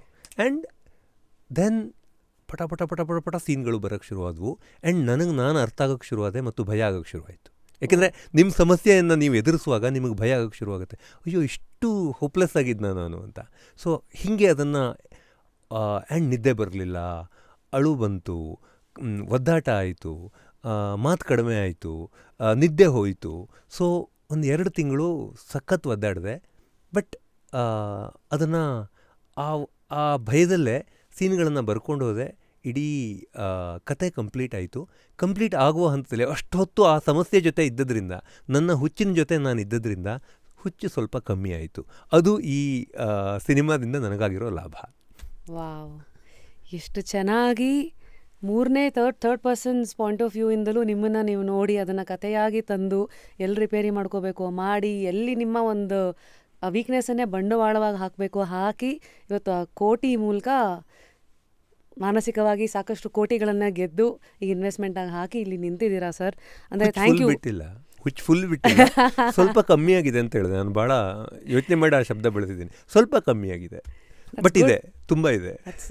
I mean firstly thank you. ಅಂದರೆ ನಮ್ಮ ವ್ಯಕ್ತಿತ್ವದಲ್ಲಿರುವಂಥ ಒಂದಷ್ಟು ಗುಣಗಳನ್ನು ಇಲ್ಲಿ ಓಪನ್ ಆಗಿ ನಾನು ಹೀಗೆ ಅಂತ ಎಲ್ಲರ ಮುಂದೆ ಒಪ್ಕೊಳ್ಳೋದಿದೆಯಲ್ಲ, that itself is the starting point of a self realisation towards ಅದು ತುಂಬ ಬಾಗಿಲುಗಳನ್ನು ಓಪನ್ ಮಾಡುತ್ತೆ ಮುಂದೆ. ಸೊ ಹೀಗೆ ಒಂದು ಆ ಬಾಗಿಲು ಓಪನ್ ಆಗಿ ಕೋಟಿ ಕಥೆ ಆಗುತ್ತೆ. ಫಸ್ಟ್ ಟೈಮ್ ಡೈರೆಕ್ಟ್ರುಗಳಿಗೆ ಅವ್ರದ್ದೇ ಆದ ಕಷ್ಟಗಳು ಇರುತ್ತೆ. ನಿಮ್ಮದೇನೋ ಇಷ್ಟಗಳ ಕಷ್ಟಗಳ, ಯಾವ ವಿಚಾರದಲ್ಲಿ ನಷ್ಟಗಳು? ಇಲ್ಲ, ಫಸ್ಟ್ ಟೈಮ್ ಎಲ್ಲದಕ್ಕೂ ಇದೆ ಅಲ್ವಾ. ಟಿ ವಿಗೆ ಬಂದಾಗಲೂ ಒಂದು ಫಸ್ಟ್ ಟೈಮ್ ಅಂತ ಇತ್ತು, ಬೆಂಗಳೂರಿಗೆ ಬಂದು ಇಳಿದಾಗ ಒಂದು ಫಸ್ಟ್ ಟೈಮ್ ಅಂತ ಇತ್ತು. ನಾನು ಕನ್ನಡ ಮಾಧ್ಯಮದಲ್ಲಿ ಯಲ್ಲಾಪುರದಂತಹ 11-12 ಸಾವಿರ ಜನ ಇರುವ ಒಂದು ಪುಟ್ಟ ತಾಲೂಕಿನಲ್ಲಿ ಓದ್ತಾ ಇದ್ದ ಅಥವಾ ಬೆಳೆದ ನಮಗೆ ಕೆಂಪು ಬಸ್ ಹಿಡಿದು ಬೆಂಗಳೂರಿಗೆ ಬಂದು ಮೆಜೆಸ್ಟಿಕ್ ಅಲ್ಲಿ ಇಳಿದಾಗ, ಬೆಳಿಗ್ಗೆ 6:30ಗೋ 7 ಗಂಟೆಗೋ 7:15ಗೋ ಬಂದು ಇಳಿದಾಗ ಈ ಜನಸಾಗರ, ಅಲ್ಲಿರುವ ಪ್ಲ್ಯಾಟ್ಫಾರ್ಮ್ಗಳು, ಅಷ್ಟೊಂದು ಬಸ್ಗಳು, ಆ ಬಸ್ಸಿಗೆ ಬೇರೆ ಬೇರೆ ನಂಬರ್ಗಳು ಮತ್ತು ಇಂಗ್ಲೀಷಲ್ಲಿ ಮಾತಾಡುವ ಕ್ರೌಡು ಮತ್ತು ಯಾವುದೋ ಕ್ರಾಸು, ಎಷ್ಟನೆಯದೋ ಬ್ಲಾಕು, ಎಲ್ಲಿಗೋ ಹೋಗಬೇಕಾದ ಅನಿವಾರ್ಯತೆ. ಈ ಫಸ್ಟ್ ಟೈಮ್ ಅನ್ನೋದಕ್ಕೆ ಒಂದು ಭಾಳ ನನಗಿನ್ನೂ ನೆನಪಿದೆ. ಆ ಒಂದು ಚಳಿಗಾಲದ ಬೆಳಿಗ್ಗೆ ಬೆಂಗಳೂರಿಗೆ ಫಸ್ಟ್ ಟೈಮ್ ಬಂದು ಇಳಿದಾಗ ಆವತ್ತು ಭಯ ಆಗಿತ್ತು. ಆದರೆ ಆ ಭಯ ಅಲ್ಲಿ ಇಳಿದು ಕೂಡಲೇ ಹೋಯಿತು, ಯಾಕೆಂದರೆ ಆ ಭಯವನ್ನು ನಾವು ನೆಗೋಷಿಯೇಟ್ ಮಾಡೋಕ್ಕೆ ಶುರು ಮಾಡಿದ್ವಿ. ಅದೇ ಥರ ಒಂದು ಪತ್ರಿಕೆಯನ್ನು ಫಸ್ಟ್ ಟೈಮ್ ಸೇರಿಕೊಂಡಾಗ, ಮೊದಲನೇ ಸಲ ಒಂದು ಪತ್ರಿಕೆಯ ಪೇಜನ್ನು ಡಿಸೈನ್ ಮಾಡಿದಾಗ, ಅದನ್ನು ತೊಗೊಂಡು ಹೋಗಿ ಎಡಿಟರಿಗೆ ತೋರಿಸುವಾಗ ಸೇಮ್ ಭಯ ಇತ್ತು. ಮೊದಲನೇ ಸ್ಟೋರಿ ಬರೆದಾಗ ಸೇಮ್ ಭಯ ಇತ್ತು. ಮೊದಲನೇ ಸಲ ಟಿ ವಿಗೆ ಹೋಗಿ ಏನೋ ಒಂದನ್ನು ಮಾಡುವಾಗ ಸೇಮ್ ಭಯ ಇತ್ತು. ಜೊತೆಗೆ ಮೊದಲನೇ ಸಲ ಕ್ಯಾಮ್ರಾ ಇಟ್ಟು ಏನೋ ಒಂದನ್ನು ಶೂಟ್ ಮಾಡುವಾಗ ಸೇಮ್ ಭಯ ಇತ್ತು. ಸೊ ಬಟ್ ಪ್ರತಿ ಸಲ ಆ ಭಯವನ್ನು ನೀವು ಹೆಡ್ ಆನ್ ತಗೊಂಡಾಗ ಏನೋ ಒಂದು ಕಲಿಕೆ ಆಯಿತು, ಅಥವಾ ಏನೋ ಒಂದು ಅನುಭವ ಆಯಿತು. ಕಲಿಕೆ ಅಂತ ಹೇಳಲ್ಲ ನಾನು, ಕಲಿಕೆನೂ ಇರ್ಬೋದು, ಅದು ಅನುಭವ ಆಯಿತು. ಆ ಅನುಭವವೇ ಜೀವನ ಅಲ್ವಾ. ಸೊ ಹಾಗೆ ನಾನು ಈ ಸಿನಿಮಾ ಕೂಡ ಒಂದು ನುಗ್ಗಿ ಮೊದಲನೇ ಸಲ ಅನ್ನೋದನ್ನು ಯೋಚನೆ ಮಾಡಿದೆ. ಆ ಭಯವನ್ನು ನಾನು ಮೀರಲೇಬೇಕು ಅನ್ನೋದಕ್ಕೆ ಹೋಗಿ ಅದರ ಜೊತೆ ಗುದ್ದಾಡಿ ಒಂದು ಅನುಭವವನ್ನು ತೊಗೊಂಡಿದ್ದೀನಿ. ಅದರಿಂದ ಕಲಿತಿದ್ದೀನೋ ಇಲ್ವೋ ಗೊತ್ತಿಲ್ಲ, ಸಿನಿಮಾ ಹೆಂಗಾಗಿದೆಯೋ ಗೊತ್ತಿಲ್ಲ, ಅನುಭವ ಅಂತೂ ಪಕ್ಕಾ ಆಗಿದೆ. Wake up to fresh ideas. Repose. ನೀವು ಮಾತಾಡ್ತಾ ಇದ್ದಾಗ ನಿಮ್ಮಲ್ಲಿ ಬಹಳ ಒಳ್ಳೆ ಸ್ಟೋರಿ ಟೆಲ್ಲರ್, ಹೆಂಗೆ ಕಣ್ಣಿಗೆ ಕಟ್ಟದ ಹಾಗೆ ಇವಾಗ ನೀವು ಮೆಜೆಸ್ಟಿಕಲ್ಲಿ ಬಂದು ಇಳಿದಿರೋದು, ಆ ಕೆಂಪು ಬಸ್ಸು, ಆ ಕ್ರಾಸು, ಆ ವಾತಾವರಣ, ಡೀಟೇಲಿಂಗ್ ಅಂತ ತುಂಬ ಚೆನ್ನಾಗಿ ಹೇಳ್ತೀರಾ. ಅಷ್ಟೇ ಅಲ್ಲ, ಇಲ್ಲಿವರೆಗೂ ನಿಮ್ಮ ಇನ್ಸ್ಟಾಗ್ರಾಮ್ ಪೋಸ್ಟ್ಗಳು ನೋಡ್ತಾ ಇದ್ದೆ, ಎಡಿಟರ್ ಪ್ರತೀಕ್ ಅವ್ರ ಇಂಟ್ರಡಕ್ಷನಲ್ಲೂ ಒಂದು ಕತೆ, ಸ್ಟಾರ್ಟಿಂಗಲ್ಲೇನೋ ಇಷ್ಟುದ್ದ ಕಾಂಟ್ರಾಕ್ಟ್ಸ್ಗಳು ಕೊಟ್ಟ, ಇಷ್ಟು ಸತಿ ಮಾತ್ರ ಕರೆಕ್ಷನ್ನು, ಇಷ್ಟು ಅವರ್ ಮಾತ್ರ ಎಡಿಟ್ಟು ಅಂತೆಲ್ಲ ಇದ್ದಿದ್ದು ನಿಮಗಾಗಿದ್ದು ಗೊಂದಲ. ಇಂಥವ್ರ ಕೈಲಿ ಚಾರ್ಲಿ ಮತ್ತು ಕಾಂತಾರ ಎಡಿಟರ್ ಆಗಿದ್ರು ಇಂಥವ್ರ ಜೊತೆ ನಾವು ಕೆಲಸ ಮಾಡ್ಬೋದಾ ಅಂತ ನಿಮ್ಗೆ ಬಂದ ಗೊಂದಲ. ಒಂದು ಕಾಲ್ ಮಾಡ್ತೀರಾ, ಆಮೇಲೆ ಎಲ್ಲ ಅವ್ರಿಗೂ ಮರ್ತೋಗುತ್ತೆ, ನಿಮ್ಮ ಬಾಂಧವ್ಯ ಹಾಗೆ ಬೆಳೀತಾ ಹೋಗುತ್ತೆ. ಸೊ ಇದೆಲ್ಲ ನೋಡ್ತಾ ಇದ್ದಾಗ ಎವ್ರಿ ಜರ್ನಿ ಅಥವಾ ಎವ್ರಿ ಘಟನೆ ನೀವು ಜೀವಿಸಿರೋದೆ, there is one conflict, there is one solution, there is one outcome, there is one learning. So ಈ ಥರ ಅದೇ ಥರ ಐ ಥಿಂಕ್ ನೀವು ವ್ಯಕ್ತಿಯಾಗಿ ಸಾಕಷ್ಟು ಬೆಳೆದಿದ್ದೀರಾ ಈ ಒಂದು 20 ವರ್ಷಗಳ ಜರ್ನಿ ಅಂತ ಅನ್ಬೋದಾ? 20-21 ವರ್ಷ ಜರ್ನಿ, ಹುಟ್ಟಿದಾಗಿಂದ ಜರ್ನಿನೇ. ಸೊ ಅಂದರೆ ಈ ಬೆಂಗಳೂರಿಗೆ ಬಂದ ಒಂದು ನಂತರದ 25 ವರ್ಷ. ಸೊ ವಿಜಯ ಕರ್ನಾಟಕದ ಮೊದಲನೇ ದಿನದಿಂದಲೂ ಇದ್ದೆ ನಾನು ಪತ್ರಕರ್ತ ಆಗಿ. ಸೊ ಅದ್ಭುತ, ಈ ಪ್ರಯಾಣ ಅದ್ಭುತ ಆಗಿತ್ತು. ಅಂದರೆ ನಾನು ಅದರ ಏಳು ಬೀಳು, ಗೆಲುವು ಸೋಲು ಅದೆಲ್ಲ ಬಿಟ್ಟಾಕಿ, ಬಟ್ ಇದು ಇತ್ತೀಚೆಗೆ ನನಗೆ ಬೆಂಗಳೂರು ನನ್ನ ಊರು ಅಂತ ಅನಿಸಿದೆ. ಅಲ್ಲಿವರೆಗೂ ನನಗೆ ಬೆಂಗಳೂರು ಒಂದು ಮಹಾನಗರ, ಇದು ನನ್ನ ಊರಲ್ಲ ಅಂತ ಅನ್ಸೋದು. ಈಗ ಬೆಂಗಳೂರು ನನ್ನ ಊರು ಅಂತ ಅನ್ಸಕ್ಕೆ ಶುರುವಾಗಿದೆ. ಗೊತ್ತಿಲ್ಲ, ಅದು ಏನೋ ಸ್ವಲ್ಪ ತುಂಬ ದಿನ ನನಗೆ ಅಂಥ ಪ್ರೀತಿ ಇರಲಿಲ್ಲ. ನಾನು ಇಲ್ಲಿ ಎಷ್ಟೋ ದಿನ, ಸ್ವಲ್ಪ ದಿನ ಇರ್ತೀನಿ ಹೋಗ್ತೀನಿ ಅಂತ ಇದ್ದೆ ನಾನು ಬಹುಶಃ. ಅದಕ್ಕೆ ಇವತ್ತಿಗೆ ನನಗನ್ಸುತ್ತೆ, ಬೆಂಗಳೂರು ನನ್ನ ಮನೆ. ಸೊ ಎಷ್ಟು ಚೆನ್ನಾಗಿದೆ ಈ ಊರು ಅಂತ. ಯಾವುದೇ ಊರಿಗೆ ಹೋದರೂ, ಈ ಊರು ಬಿಟ್ಟು ಎಲ್ಲಿಗೆ ಹೋಗಿ ವಾಪಸ್ ಬಂದು ಇಲ್ಲಿ ಇಳಿದ್ರು, ಏರ್ಪೋರ್ಟಿಂದ ಬೆಂಗಳೂರಿಗೆ ಎಂಟರ್ ಆಗುವ ಹಂತಲ್ಲಿ ನಮ್ಮೂರಷ್ಟು ಯಾವುದೂ ಚೆನ್ನಾಗಿಲ್ಲ ಅಂತ. ಸೊ ಅದೊಂದಿದೆ. ನಿಜವಾಗ್ಲೂ ಚೆನ್ನಾಗಿಲ್ವೇನೋ ಅಂತಲೂ ಅನ್ಸುತ್ತೆ ನನಗೆ. ಭಾರತದ ಬೇರೆ ಬೇರೆ ನಗರಗಳಿಗೆ ಹೋದಾಗಂತೂ ಈ ಊರಷ್ಟು ಯಾವುದೂ ಚೆನ್ನಾಗಿಲ್ಲ ಅಂತ. ಸೊ ಅದು ಅಂದರೆ ಬೆಂಗಳೂರನ್ನು ಒಂದು ನನಗೆ ನನ್ನ ವಿರುದ್ಧ ಏನೋ ಒಂದು ಸ್ಕೀಮ್ ಹಾಕ್ತಾ ಇರುವ ಒಂದು ಮಹಾನಗರ ಅಂತ ಅಂದ್ಕೊಳ್ತಾ ಇದ್ದ ಮನಸ್ಥಿತಿಯಿಂದ ಬೆಂಗಳೂರು ನನ್ನ ಮನೆ ಅನ್ನುವಷ್ಟರ ಮಟ್ಟಿಗೆ ಜರ್ನಿ ಆಗಿದೆ. ಸೊ ದೊಡ್ಡ ಜರ್ನಿ ಅಂತ ಅನ್ಕೋತೀನಿ ನಾನು. So amazing sir. ಕನಸುಗಳೇ ಕನಸುಗಳಿಗೆ ಶಕ್ತಿ ಇದೆ. ಕನಸುಗಳನ್ನು ಫಾಲೋ ಮಾಡಿಕೊಂಡು ಒಂದು ಹಂತಕ್ಕೆ ಹೋದಂಥ ನಿಮಗೆ ಸಾಕಷ್ಟು ಪವರ್ಫುಲ್ ಜಾಗಗಳನ್ನು ನೋಡಿದ್ದೀರ, ಪವರ್ಫುಲ್ ಪೊಸಿಷನ್ಸನ್ನು ಇದು ಮಾಡಿದ್ದೀರ. ಆ ಪವರ್ ನಿಮಗೆ ಮುಂದೆ ದೊಡ್ಡ ದೊಡ್ಡ ನಟರು, ಸುದೀಪ್ ಸರ್ ಆಗಿರಲಿ, ಅಪ್ಪು ಸರ್ ಆಗಿರಲಿ, ನೀವು ನೇಮ್ ಇಟ್, ಚಾನಲ್ ನಿಮ್ಗೆ ಆ್ಯಕ್ಸಸ್ ಕೊಡುತ್ತೆ. ಆ್ಯಂಡ್ ನಿಮ್ಮ ವ್ಯಕ್ತಿತ್ವನೂ ಅವ್ರ ಜೊತೆ ಒಂದು ಗೆಳೆತನನ ಕೊಡುತ್ತೆ. ಯಾಕೆ ಇಷ್ಟೆಲ್ಲ ಬಂತಂದರೆ, ಯೂಶಲಿ ಒಂದು ಅಥಾರಿಟಿಯ ಪವರ್ನ ರುಚಿ ನೋಡೋರು ಮನುಷ್ಯರಲ್ಲಿ ಒಂದಷ್ಟು ಬದಲಾವಣೆಗಳಾಗ್ತಾ ಹೋಗುತ್ತೆ. ಇಲ್ಲ ಇದು ಮಾಡಬೇಕು ಅಥವಾ ಇದನ್ನೊಂದು ಖಂಡಿತ ಮಾಡಬಾರ್ದು ಅನ್ನೋದು ಪವರ್ ನಿಮಗೆ ಹೇಳ್ಕೊಡುತ್ತೆ. ಆ ಸ್ಥಾನ ಆಗಿರಲಿ, ದುಡ್ಡು ಆಗಿರಲಿ ಎಲ್ಲ. ಸೊ ನೀವು ಪವರಿಂದ ಕಲಿತಂಥ ಅಥವಾ ನಿಮ್ಮ ಜೊತೆಗೆ ಉಳಿಸ್ಕೊಂಡಂಥ ಒಂದು ವಿಚಾರ ಏನು, ಆ ಲೆಕ್ಕಾಚಾರಗಳೇನು? ಎರಡು ವಿಷಯ ಆಯಿತು. ಪವರ್ ಅದು ಸ್ವಲ್ಪ ಗ್ರ್ಯಾಜುವಲಿ ಬಂತು ನನಗೆ. ಬಹುಶಃ if you call it power, ಅದು ಗ್ರ್ಯಾಜುವಲಿ ಬಂತು, ನನಗೆ ಅರ್ಥವೇ ಆಗಲಿಲ್ಲ. ಆ್ಯಕ್ಚುಲಿ ಬಿಟ್ಟಾಗ ಈ ತುಂಬ ವಿಷಯಗಳ ಅರ್ಥ ಆದವು ನನಗೆ. ಅಂದರೆ ಆ್ಯಂಡ್ ಅದನ್ನು ಬಿಡುವಾಗ ತುಂಬ ಗೊಂದಲವೂ ಆಯಿತು. ಪವರ್ ಅಂದರೆ ಒಂದು ಅಧಿಕಾರ ಅನ್ನೋದು, ಅದು ಯಾವುದೇ ಥರದ ಅಧಿಕಾರ ಇರಲಿ, ನೀವು ಅಧಿಕಾರವನ್ನು ಬರೀ ರಾಜಕೀಯದಲ್ಲಿ ಅಧಿಕಾರ ಅಂತ ಅಂದ್ಕೋಬೇಕಾಗಿಲ್ಲ, ಒಬ್ಬ ಮುಖ್ಯಮಂತ್ರಿಗೆ ಮಾತ್ರ ಅಧಿಕಾರ ಇದೆ ಅಂತ ಅಂದ್ಕೋಬೇಕಾಗಿಲ್ಲ. ಸೊ ನಿಮಗೆ ಯಾವುದೇ ಥರದ ಒಂದಲ್ಲ ಒಂದು ಥರದಲ್ಲಿ ನಿಮ್ಗೆ ಅಧಿಕಾರ ಇರುತ್ತೆ. ಆ ಅಧಿಕಾರ ಇದ್ದಾಗ ಪ್ರತಿ ಮನುಷ್ಯನು, ಅಧಿಕಾರ ಚೆನ್ನಾಗಿದ್ದಾಗ ಪ್ರತಿ ಮನುಷ್ಯನು ಹೆಚ್ಚಿನ ಸಲ ಮೂರ್ಖರ ಥರ ಬಿಹೇವ್ ಮಾಡ್ತಾರೆ. ಆ್ಯಂಡ್ ಅದಕ್ಕೆ ನಾನು ಹೊರತಾಗಿರಲಿಲ್ಲ. ಇದನ್ನು ನಾನು ಮೊದಲೇ ಓದಿದ್ದೆ. ಓಕೆ, ಒಂದು ಲೀಡರ್ಶಿಪ್ ಪೊಸಿಷನಿಗೆ ಹೋದಾಗ ಅಥವಾ ಒಂದು 100 ಜನರ ತಂಡವನ್ನು ನೀವು ಮುನ್ನಡೆಸಬೇಕಾದಾಗ ಅಥವಾ ಸುಮಾರು ಡಿಸಿಷನ್ಗಳನ್ನು ನೀವು ಮಾಡುವ ಅಧಿಕಾರ ನಿಮಗೆ ಸಿಕ್ಕಿದಾಗ, ನೀವು ಹೆಚ್ಚಿನ ಸಂದರ್ಭಗಳಲ್ಲಿ ಸ್ವಲ್ಪ ಸ್ಟುಪಿಡಾಗಿ ಬಿಹೇವ್ ಮಾಡ್ತಾನೆ. ಆ್ಯಂಡ್ ನಾನು ಅದಕ್ಕೆ ಖಂಡಿತವಾಗೂ ಹೊರತಾಗಿರಲಿಲ್ಲ. ನನಗಿದು ಗೊತ್ತಿತ್ತು. ಇದನ್ನು ನಾನು ಒಬ್ಬ ಖ್ಯಾತ ಲೇಖಕ ಬರೆದಿರುವ ಒಂದು ಟಿಪ್ಪಣಿಯಲ್ಲಿ ನಾನು ಇದನ್ನು ಓದಿದ್ದೆ ಕೂಡ. ಮನುಷ್ಯ ಮೂರ್ಖನ ಥರ ಯೋಚನೆ ಮಾಡ್ತಾನೆ ಅಧಿಕಾರ ಬಂದಾಗ ಅಂತ. ನನಗಿದು ಅನೇಕ ಸಂದರ್ಭಗಳಲ್ಲಿ ಬೇರೆಯವ್ರ ಬಗ್ಗೆ ಅನಿಸಿದೆ ಒಂಚೂರು. ಆ್ಯಂಡ್ ನನ್ನ ಲೆವೆಲಲ್ಲಿ ನನಗೆ ಬಂದಿರುವ ನನಗೆ ಸಿಕ್ಕಿದ್ದ ಜಾಗ ಸಿಕ್ಕಿದಾಗ, ಒಂದು ಸ್ಥಾನ ಸಿಕ್ಕಿದಾಗ, ನಾನು ಅದರಿಂದ ಪೂರ್ತಿಯಾಗಿ ಹೊರತಾಗಿದ್ದೆ ಅಂತ ಹೇಳಲ್ಲ ನಾನು. ಆದರೆ ಅದು ಆಗಬಾರ್ದು ಅಂತ ತುಂಬ ಎಚ್ಚರದಲ್ಲಿ ಒದ್ದಾಡಿದೆ.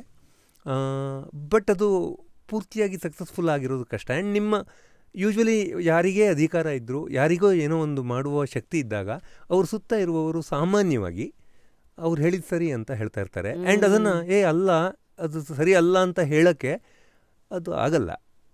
ದಟ್ ಈಸ್ ದಿ ಒಂದು ಪ್ರಾಬ್ಲಮ್. ನಾವು ಯಾವತ್ತಿದ್ರೂ ಅದು ಒಂದು ಅವೇರ್ನೆಸ್ ನಮಗೆ, ಇದು ನಾನು ಈ ಅಧಿಕಾರ ಇರೋದರಿಂದ ಇವ್ರು ಹಿಂಗೆ ಹೇಳ್ತಿದ್ದಾರೆ ಅನ್ನೋದು ಒಂದು ಅವೇರ್ನೆಸ್ ಬರೋದು ಅದು ಕಷ್ಟ. ನನಗಂತೂ ಆಗಲಿಲ್ಲ ಅದು. ಸ್ವಲ್ಪ ಆಗಾಗ ಆ ಎಚ್ಚರಕ್ಕೆ ಹೋಗ್ತಾ ಇದ್ದೆ, ಮತ್ತೆ ಮರ್ತೋಗ್ತಾ ಇತ್ತು. ಆಗಾಗ ಮತ್ತೆ ಆ ಎಚ್ಚರಕ್ಕೆ ಹೋಗ್ತಾ ಇದ್ದೆ, ಮರ್ತೋಗ್ತಾ ಇತ್ತು. ಹಾಗೆ ಇತ್ತು ನನ್ನ ಈ ಪವರ್ನ ಫೇಸು. ಬಟ್ ಅದನ್ನು ಬಿಟ್ಟಾಗ ಮಾತ್ರ ಮಜಾ ಆಯಿತು. ಅದನ್ನು ಬಿಟ್ಟಾಗ ಭಾಳ ಮಜಾ ಆಯಿತು. ಆ್ಯಂಡ್ ಅದು ಅದು ವರ್ತ್ ಅಂತ ಅನ್ನಿಸ್ತು ನನಗೆ. 10 ವರ್ಷ ಇದನ್ನು ಮಾಡಿದ್ದು, ಅದನ್ನು ಬಿಟ್ಟಾಗ ಇದು ಮಜಾ ಇದೆ ಅಂತ. ಸೊ ಅದು ವರ್ತ್ ಅಂತ ಅನಿಸಿದ್ದು ಅದನ್ನು ಬಿಟ್ಟಾಗ. ಆ ಮಜಾ ಯಾವುದು? ಮಜಾ ಅದು ಯೂಶ್ವಲಿ ಅಂದರೆ ಫಸ್ಟ್ ಒಂದು 15 ದಿನ ಒಂಥರ ಕಂಡೋಲೆನ್ಸ್ ಮೆಸೇಜ್ಗಳು ಇದ್ವು ನನಗೆ. ಅದಾದಮೇಲೆ ರಶ್ಮಿ, ನಾನು ಫೋನನ್ನು ಮತ್ತೆ ತೆಗೆದು ನೋಡ್ತಾ ಇದ್ದೆ. ಯಾರೂ ಮೆಸೇಜ್ ಮಾಡ್ತಾಯಿಲ್ಲ, ಯಾರೂ ಕಾಲ್ ಮಾಡ್ತಾಯಿಲ್ಲ, ಏನಾಯ್ತು, ನನ್ನ ಫೋನ್ ಸರಿ ಇಲ್ವಾ ಅಂತಲೂ ಅನ್ಸೋದು ನನಗೆ ಯಾವುದೋ ಒಂದು ಪಾಯಿಂಟಲ್ಲಿ. ಸೊ ಅಷ್ಟು ಹಂಗೆ ಶುರುವಾಯಿತು ಅದು. ಅದಾದಮೇಲೆ ಒಂದು ಪಾಯಿಂಟ್ ಇತ್ತು ನನ್ನ ಫೇಸ್ನ ಇದರಲ್ಲಿ ಆ್ಯಕ್ಚುಲಿ. ಅಂದರೆ ಬ್ಯಾಂಕ್ ಅವರು ಸಾಲ ಬೇಕಾ ಅಂತ ಕೇಳಿ ಕಾಲ್ ಮಾಡೋದು ಬಿಟ್ಟರೆ ಬಹುಶಃ ಬೇರೆ ಕಾಲ್ಗಳು ಬರ್ತಿರಲಿಲ್ಲ ನನಗೆ ಒಂದು ಪಾಯಿಂಟಲ್ಲಿ. ಸೊ ಐ ಫೆಲ್ಟ್ ವಾವ್, ಇದು ಮಜಾ ಇದೆ ಇದು ಅಂತ. ಸೊ ಅಂದರೆ ನಾನು ಎಷ್ಟು ಜನರ ಫೋನ್ಗಳಿಗೆ ಆನ್ಸರ್ ಮಾಡ್ತಾ ಇರಲಿಲ್ಲ. ಈ ಪಾಯಿಂಟಲ್ಲಿ ಯಾರೂ ಕಾಲು ಮಾಡ್ತಾಯಿಲ್ಲ, ಯಾರಿಗೂ ಮಾತಾಡೋಕ್ಕೆ ಇಂಟ್ರೆಸ್ಟೂ ಇಲ್ಲ. ಸೊ ವಿಚ್ ಈಸ್ ಫೈನ್, ಅದರಲ್ಲಿ ತಪ್ಪೇ ಇಲ್ಲ. ಯಾಕೆ ಮಾಡಬೇಕು ಅಂದರೆ ಕೆಲಸ ಇದ್ದಾಗ ಅವ್ರು ಕೆಲಸಕ್ಕಾಗೇ ಕಾಲ್ ಮಾಡ್ತಾಯಿದ್ರು. ನಾನು ಆ ಕೆಲಸ ಬಿಟ್ಮೇಲೆ ಅವರು ನನಗೆ ಕಾಲ್ ಮಾಡಬೇಕಾಗಿರೋ ಅವಶ್ಯಕತೆ ಇಲ್ಲ.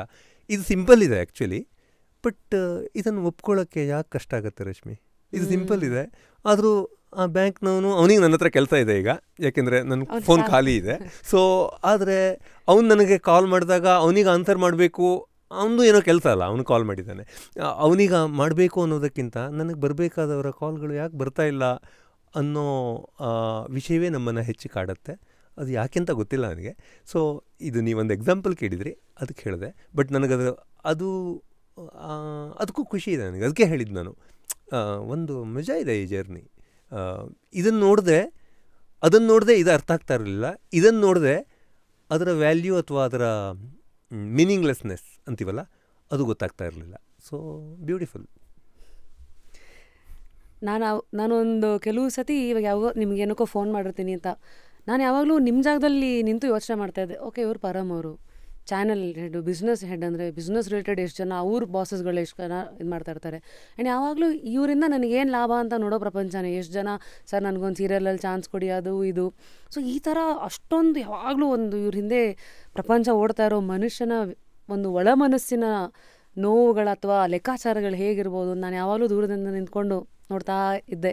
ಸೊ ಇಷ್ಟನ್ನು ಹೇಳಿ ಮುಂದೆ ಒಡನಾಟಗಳು ಅಂತ ನಮ್ಮ ಜರ್ನಿನಲ್ಲಿ ಹೇಗಂದರೆ ದುಡ್ಡು ಬಂದೇ ಬರುತ್ತೆ, ಆದರೆ ಕೆಲವು ಸ್ನೇಹಗಳು ಮಾತ್ರ ಬರುತ್ತೆ. ಹೇಗೆ ಕಲಿಕೆ, ನಮ್ಮ ಆಸೆಗಳು, ಇಚ್ಛೆಗಳು ಅದೆಲ್ಲ ಒಳಗೆ ಹೇಗಿರುತ್ತೋ ಅದರ ಆಚೆಗೆ ಕಾಣೋದು, ಅದರ ಮೂಲಕ ಸಿಗುವಂಥ ಸ್ನೇಹಗಳು, ನಾವು ಅದ್ರ ಬಗ್ಗೆ ಕುತೂಹಲಗಳು.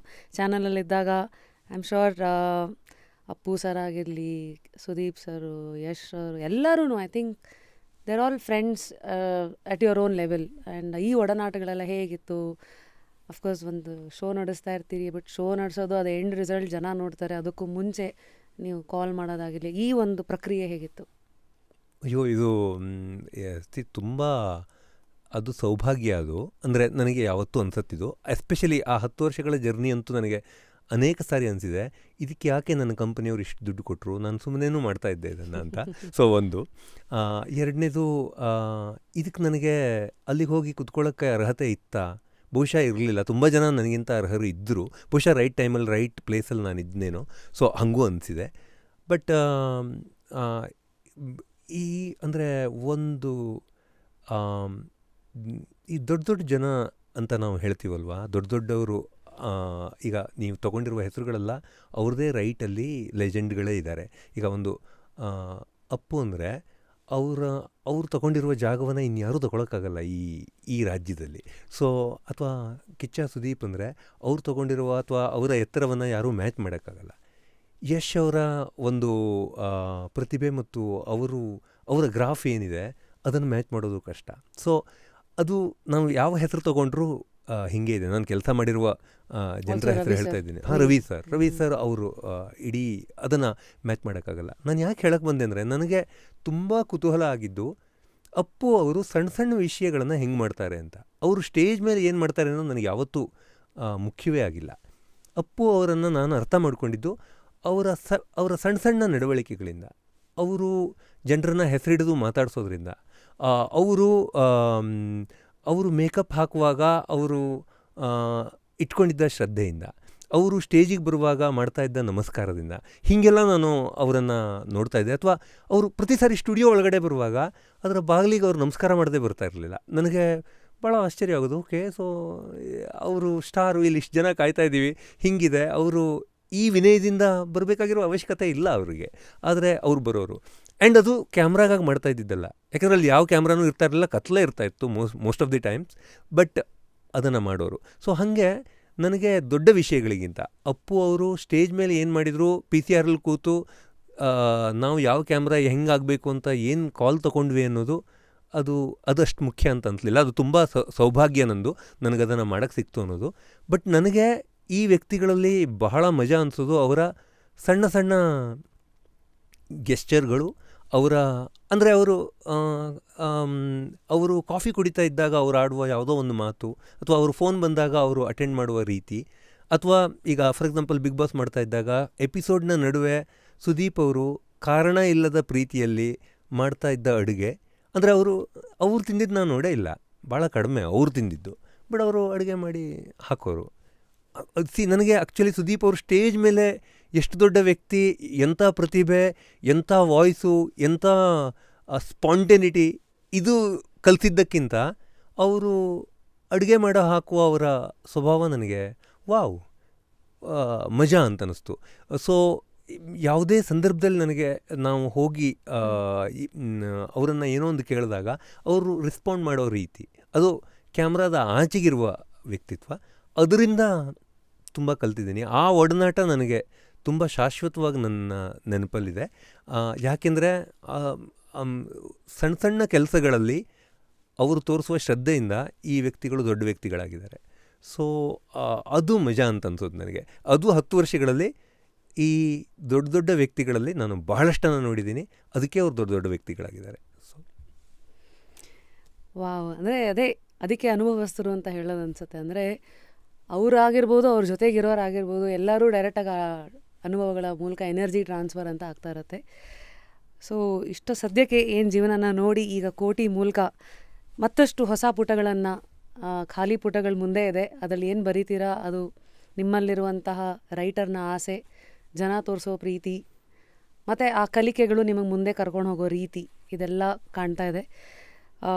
ಸೆಟ್ ಅಂತ ಬಂದಾಗ ನಾನು ಒಂದಷ್ಟು ವಿಡಿಯೋಗಳೆಲ್ಲ ನೋಡಿದ್ದೀನಿ.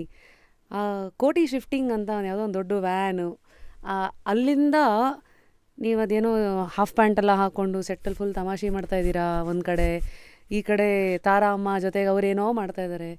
ಅಂದರೆ ಅವರು ಎಲ್ಲ ಹೇಳಿದ್ದು ತುಂಬ ಕಾಮಿಡಿ, ತರಲೆ ಮಾಡಿಕೊಂಡೇ ಕೆಲಸ ತೆಗಿತಾರೆ ಅಂತ.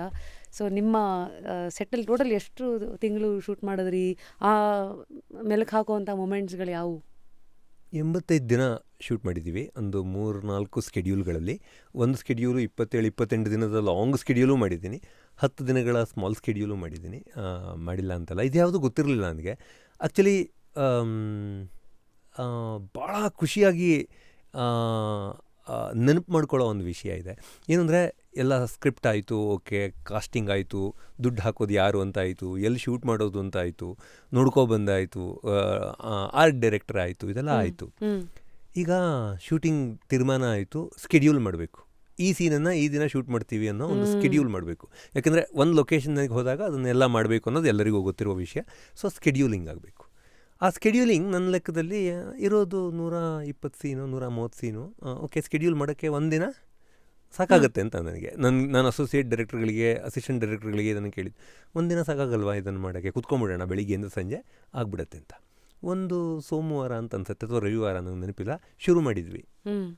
ಓಕೆ, ಆ್ಯಂಡ್ ಅದು ಸಂಜೆ ಹೊತ್ತಿಗೆ ಒಂದು ಲೆವೆಲಿಗೆ ಬಂದುಬಿಡ್ತು ಅಂತ ಅನ್ನಿಸ್ತು. ಆ್ಯಕ್ಚುಲಿ ಬಂದಿರಲಿಲ್ಲ. ಹಾಗೆ ರಾತ್ರಿ ಆಯಿತು. ಅಂದರೆ ಅದು ಎಷ್ಟು ಸುಸ್ತಾಗೋವರೆಗೆ ಅದಾಗಿ ಮಲಗಿದ್ವಿ. ಮರುದಿನ ಫುಲ್ ದಿನ ಆಯಿತು, ಮುಗಿಲಿಲ್ಲ. ಅದ್ರ ಮರುದಿನ ಫುಲ್ ದಿನ ಆಯಿತು.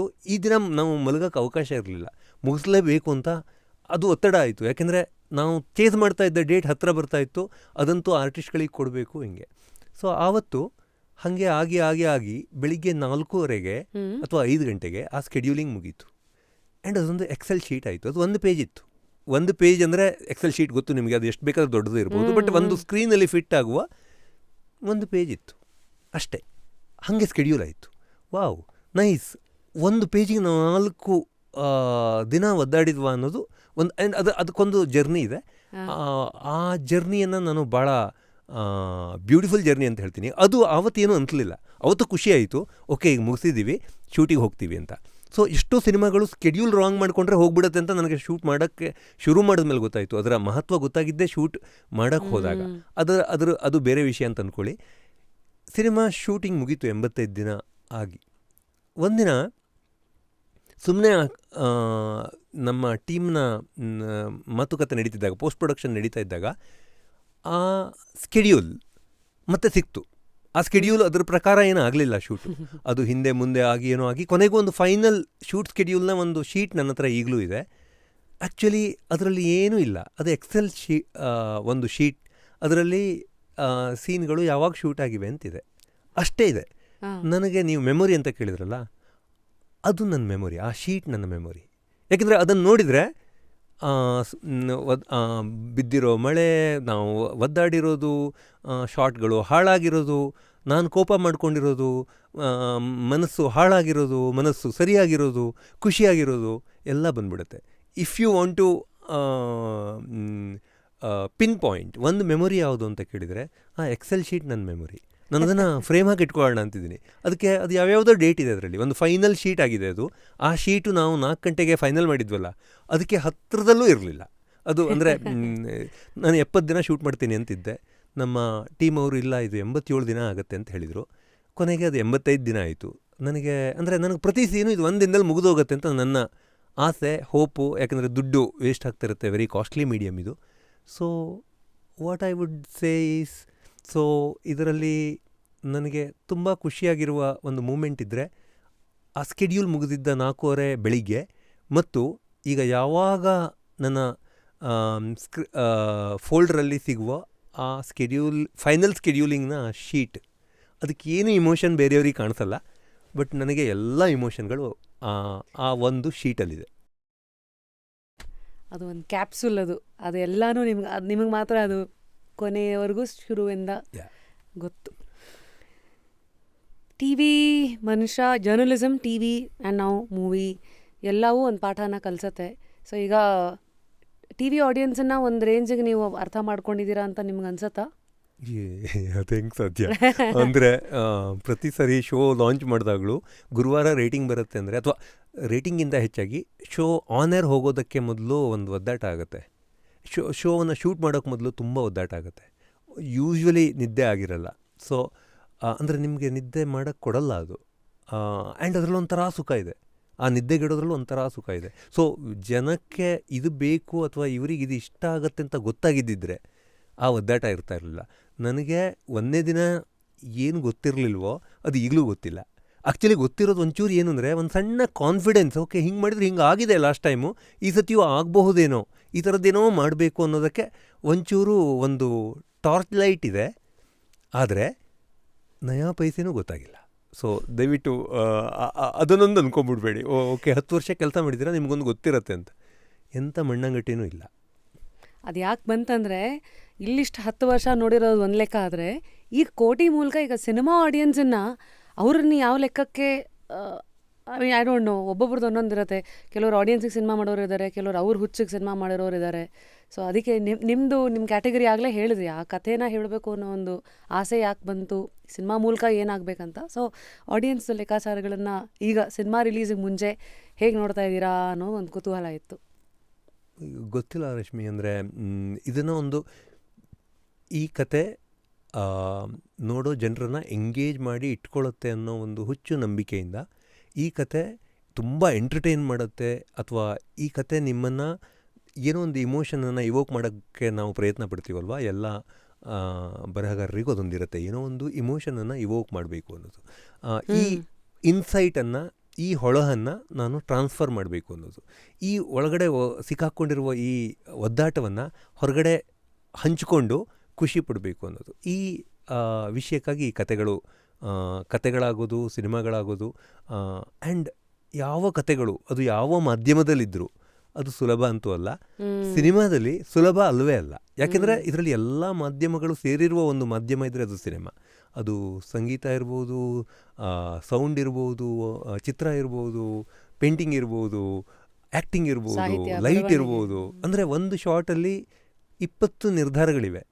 ಅದು ಅಷ್ಟು ಪಾಸಿಬಿಲಿಟೀಸ್ ಇದೆ. ನಿರ್ಧಾರಗಳು ಅಂದರೆ ಏನು, ಪಾಸಿಬಿಲಿಟಿಗಳು.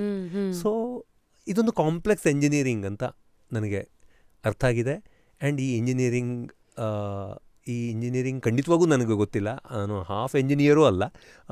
ಬಟ್ ಅದನ್ನು ಡಿಕೋಡ್ ಮಾಡೋದ್ರಲ್ಲಿ ಅದೇನೋ ಒಂದು ರೋಮಾಂಚನ ಇದೆ, ಸಂತೋಷ ಇದೆ. ಆ ಸಂತೋಷವನ್ನು ಅನುಭವಿಸ್ತಾ ಇದ್ದೀನಿ. ಜನ ಇದನ್ನು ಹೆಂಗೆ ತೊಗೊಳ್ಬೋದು, ಒಂದು ಅನಿಶ್ಚಿತತೆ ಇದೆ, ಒಂದು ಅನ್ಸರ್ಟನಿಟಿ ಇದೆ. ಆ ಅನ್ಸರ್ಟನಿಟಿಯನ್ನು ಸಸ್ಪೆನ್ಸ್ ಅಂತ ಒಂದು ರೀಬ್ರ್ಯಾಂಡ್ ಮಾಡಿ, ರೀನೇಮ್ ಮಾಡಿಕೊಂಡು ನಾನೊಂಥರ ಪಾಸಿಟಿವ್ ಮಾಡಿ ಇಟ್ಕೊಂಡಿದ್ದೀನಿ. ಸಸ್ಪೆನ್ಸ್ ಇದೆ ಇದು. ಸೊ ಶುಕ್ರವಾರ ಆ ಸಸ್ಪೆನ್ಸಿಗೆ ನಾನು ತಯಾರಾಗ್ತಾ ಇದ್ದೀನಿ. ಫುಲ್ ನರ್ವಸ್ ಇದ್ದೀನಿ. ಆದರೆ ಆ ನರ್ವಸ್ನೆಸ್ನ ಆಳದಲ್ಲಿ ಇದೊಂದು ಚೆನ್ನಾಗಿದೆ ಪಿಕ್ಚರು, ಇದು ಗೆಲ್ಲತ್ತೆ ಅನ್ನೋ ಒಂದು ನಂಬಿಕೆ ಇದೆ. ಮತ್ತು ತಕ್ಷಣ ನನ್ನ ಒಳಮನಸ್ಸು ಹೇಳುತ್ತೆ, ನೀನು ಬರೆದಿರೋದು ಚೆನ್ನಾಗೇ ಕಾಣಿಸುತ್ತೆ, ಬಟ್ ಜನರಿಗೆ ಚೆನ್ನಾಗಿದೆಯಾ ಇದು ಅನ್ನೋ ಒಂದು ಪ್ರಶ್ನೆ ಹುಟ್ಕೊಳ್ಳುತ್ತೆ. ಅದು ಈ 2 ಯೋಚನೆಗಳು ಬಂದು ತಿಕ್ಕಾಟ ಆಗಿ ಗೊಂದಲ ಆಗುತ್ತೆ. ಅಷ್ಟರೊಳಗೆ ಯಾವುದೋ ಒಂದು ಹೊಸ ಕೆಲಸ ಬಂದು ಇದೆಲ್ಲ ಮರ್ತೋಗುತ್ತೆ. ಹಾಗೆ ಇನ್ನು ಬರೀ 6 ದಿನ ಇದೆ ಸಿನಿಮಾ ರಿಲೀಸ್ ಆಗೋಕ್ಕೆ. ಬಹುಶಃ ನೆಕ್ಸ್ಟ್ ವೀಕ್ ಇಷ್ಟೊತ್ತಿಗೆ ತೀರ್ಮಾನ ಆಗಿಬಿಟ್ಟಿರುತ್ತೆ. ಒಂದು ಎಕ್ಸಾಮ್ ಬರೆದು ಚೆನ್ನಾಗಿ ಎಕ್ಸಾಮ್ ಬರೆದಿದ್ದೀನಿ ಅನ್ನೋ ಕಾನ್ಫಿಡೆನ್ಸಲ್ಲಿ ಓಡಾಡ್ತಾ ಇರುವ ವಿದ್ಯಾರ್ಥಿ ನಾನು ಸದ್ಯ. ಆದರೆ ಎಕ್ಸಾಮ್ ಬರೆದು ಬಂದಮೇಲೆ ಒಂದು ಆಗುತ್ತೆ ಗೊತ್ತಾ, ಕೆಲವು ಸಾರಿ ನನಗೆ ತುಂಬ ಸಾರಿ ಆಗಿದೆ, ನಾನು ಓದಿರುವ ಅಷ್ಟೇ ವರ್ಷಗಳಲ್ಲಿ. ಏನಂದರೆ ಎಕ್ಸಾಮ್ ಹೆಂಗಾಯಿತು ಅಂತ ಕೇಳಿದ್ರೆ ತುಂಬ ಚೆನ್ನಾಗಾಯಿತು ಅಂತ ಹೇಳ್ತೀವಿ. ಬಟ್ ನಿಮಗೊಂದು ಡೌಟ್ ಇರುತ್ತೆ, ಈ ಪ್ರಶ್ನೆಗೆ ಹಿಂಗೆ ಉತ್ತರ ಬರೆದಿದ್ದೀನಿ, ಇದು ಆ್ಯಕ್ಚುಲಿ ಅದೇನಾ ಅಂತ ಡೌಟ್ ಇರುತ್ತೆ. ಆದ್ರೆ ನೀವು ಹೋಗಿ ಅದನ್ನು ಚೆಕ್ ಮಾಡೋಕ್ಕೆ ಧೈರ್ಯ ಸಾಕಾಗಲ್ಲ. ಯಾಕೆಂದ್ರೆ ನಿಮ್ಗೆ ಏನೋ ಒಂದು ಖುಷಿ ಇದೆ, ಅದು ಸರಿ ಇರುತ್ತೆ ಬಿಡು ಅಂತ. ಅದು ಅಕಸ್ಮಾತ್ ತೆಗೆದು ನೋಡಿದಾಗ ತಪ್ಪು ಅಂತ ಆಗ್ಬಿಟ್ರೆ ನಿಮ್ಮ ಮನಸ್ಸು ಹಾಳಾಗ್ಬಿಡುತ್ತಲ್ಲ. ಸದ್ಯ ಆ ಪರಿಸ್ಥಿತಿಯಲ್ಲಿದ್ದೀನಿ ನಾನು. ಚೆನ್ನಾಗಿ ಬರೆದಿದ್ದೀನಿ ಎಕ್ಸಾಮ್ ಅಂತ ಅಂದ್ಕೊಂಡಿದ್ದೀನಿ, ಬಟ್ ಅದನ್ನು ತಾಳೆ ಮಾಡಿ ನೋಡ್ತಾ ಇಲ್ಲ ನಾನು. ಓಕೆ, ಇದು ನಿಜವಾಗ್ಲೂ ಚೆನ್ನಾಗಿ ಆಗಿದೆಯಾ ಇಲ್ವಾ ಅನ್ನೋದನ್ನು ತಾಳೆ ಮಾಡಿ ನೋಡ್ತಾ ಇಲ್ಲ ರಶ್ಮಿ. ಯಾಕೆಂದರೆ ಈಗ ಆಚೆ ಕಡೆ ಈಗ ಆಡಿಯನ್ಸ್ ನಮ್ಮನೇನು ನೋಡ್ತಾ ಇರ್ತಾರೆ, ಆ ಡೌಟ್ ಇರೋ ಪೋರ್ಷನ್ ಸಿನಿಮಾದಲ್ಲಿ ಏನು ಅಂತ ಏನೋ ಒಂಚೂರು ಬಿಟ್ಕೊಡ್ತೀರಾ?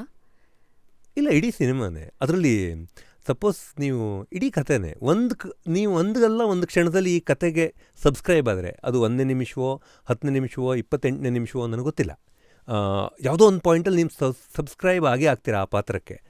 ಅದು ಆದರೆ ಅದು ಕರ್ಕೊಂಡೋಗುತ್ತೆ. ಅಕಸ್ಮಾತ್ ಸಬ್ಸ್ಕ್ರೈಬೇ ಆಗಲಿಲ್ಲ ಅಂದರೆ ಕತೆ ಏನು ಅಂತ ಯೋಚನೆ ಇದೆ. ಅದನ್ನು ನಾನು ಯೋಚನೆ ಮಾಡೋಕ್ಕೆ ಹೋಗಲ್ಲ, ಯಾಕೆಂದರೆ ನಾನು ನಂಬಿದ್ದೀನಿ, ನನಗಂತೂ ಆಗಿದೆ. ಅದು ನನ್ನಂಥವರು 10 ಜನ ಇರ್ಬೋದು, ಅವ್ರಿಗೆ ಆಗಬಹುದು ಅನ್ನೋ ಆಶಾವಾದದಲ್ಲಿ ಬದುಕ್ಬಿಡೋಣ ಮುಂದಿನ 6 ದಿನಗಳನ್ನು. ರೈಟರ್ಸ್ ಇನ್ಸ್ಪಿರೇಷನ್ ನಿಮಗೆ ಯಾರು ಸರ್? ಬಿಕಾಸ್ ಯಾವುದೋ ಒಂದು ರೈಟಿಂಗ್ ಬಗ್ಗೆ ಒಂದು ಫೇಮಸ್ ಹೆಂಗಿದೆ, ರೈಟಿಂಗ್ ಇನ್ಸ್ಪಿರೇಷನ್ ಯೂಶಲಿ ಹೆಂಗಂತಂದರೆ, ನೀವು ಏರ್ಪೋರ್ಟಲ್ಲಿ ನಿಂತ್ಕೊಂಡು ಟ್ರೈನಿಗೆ ಕಾದಂಗಂತೆ. ಅದು there is no right place, there is no formula for finding an inspiration for writing ಅನ್ನೋದೊಂದು ಒನ್ ಆಫ್ ದ ಸೇಯಿಂಗ್ ಇದೆ. ನೀವು ಇಷ್ಟೆಲ್ಲ ಓದಿರೋರು, ಇಷ್ಟೆಲ್ಲ ಎಕ್ಸ್ಪ್ರೆಷನ್ಸ್ಗಳನ್ನು ಆಗಾಗ ಬೇರೆ ಬೇರೆ ಮಾಧ್ಯಮಗಳ ಮೂಲಕ ಹಾಕೊಂಡು ಬಂದಿರೋರು, journalism, TV and now movie.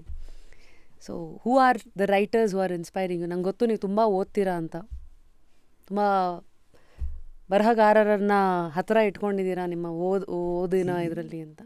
ತುಂಬ ಜನ ಇದ್ದಾರೆ ಬರಹಗಾರರು.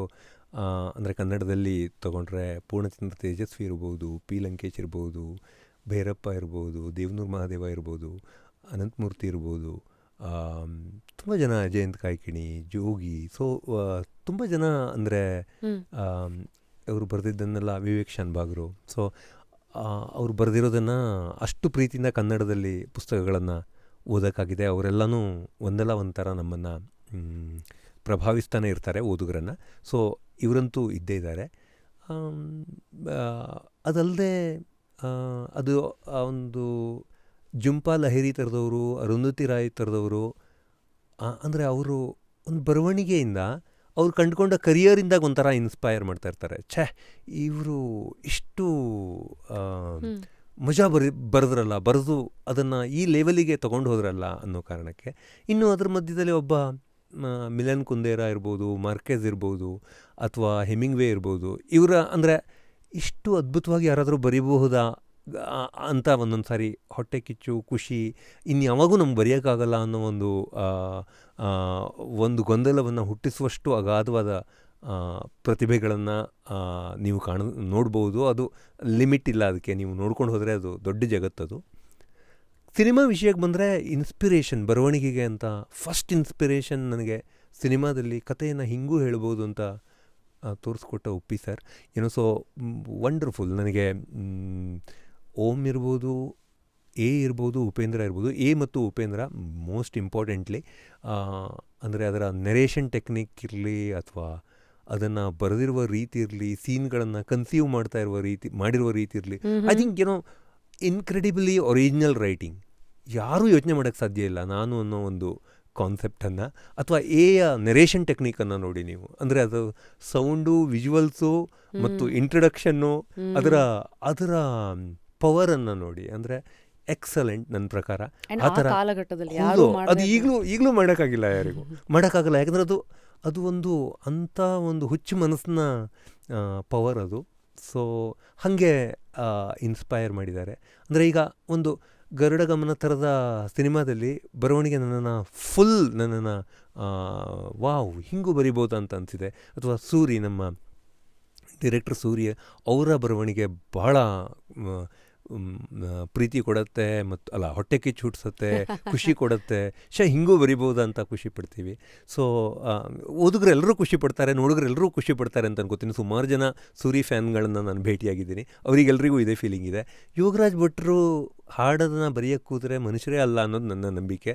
ಎಷ್ಟು ಒಳ್ಳೆ ಹಾಡುಗಳು, ಎಷ್ಟು ಒಳ್ಳೆಯ ಸಾಹಿತ್ಯ. ಅಂದರೆ ಅದೇ ಥರ ಹಿಂದೆ ನಮಗೆ ಹಂಸಲೇಖ ಹಿಂಗೆ ಅಂದರೆ ಹಿಂಗೆ ಬರಿಬಹುದಾ, ಇಷ್ಟು ಸಿಂಪಲ್ಲಾಗಿ ಇಷ್ಟು ಅದ್ಭುತವಾಗಿ ಬರಿಬಹುದಾ ಅಂತ ತೋರಿಸ್ಕೊಟ್ಟ ಬರಹಗಾರರು. ಸೊ ಇನ್ಸ್ಪಿರೇಷನ್ ಎಲ್ಲ ಕಡೆ ಇದೆ. ಅಂದರೆ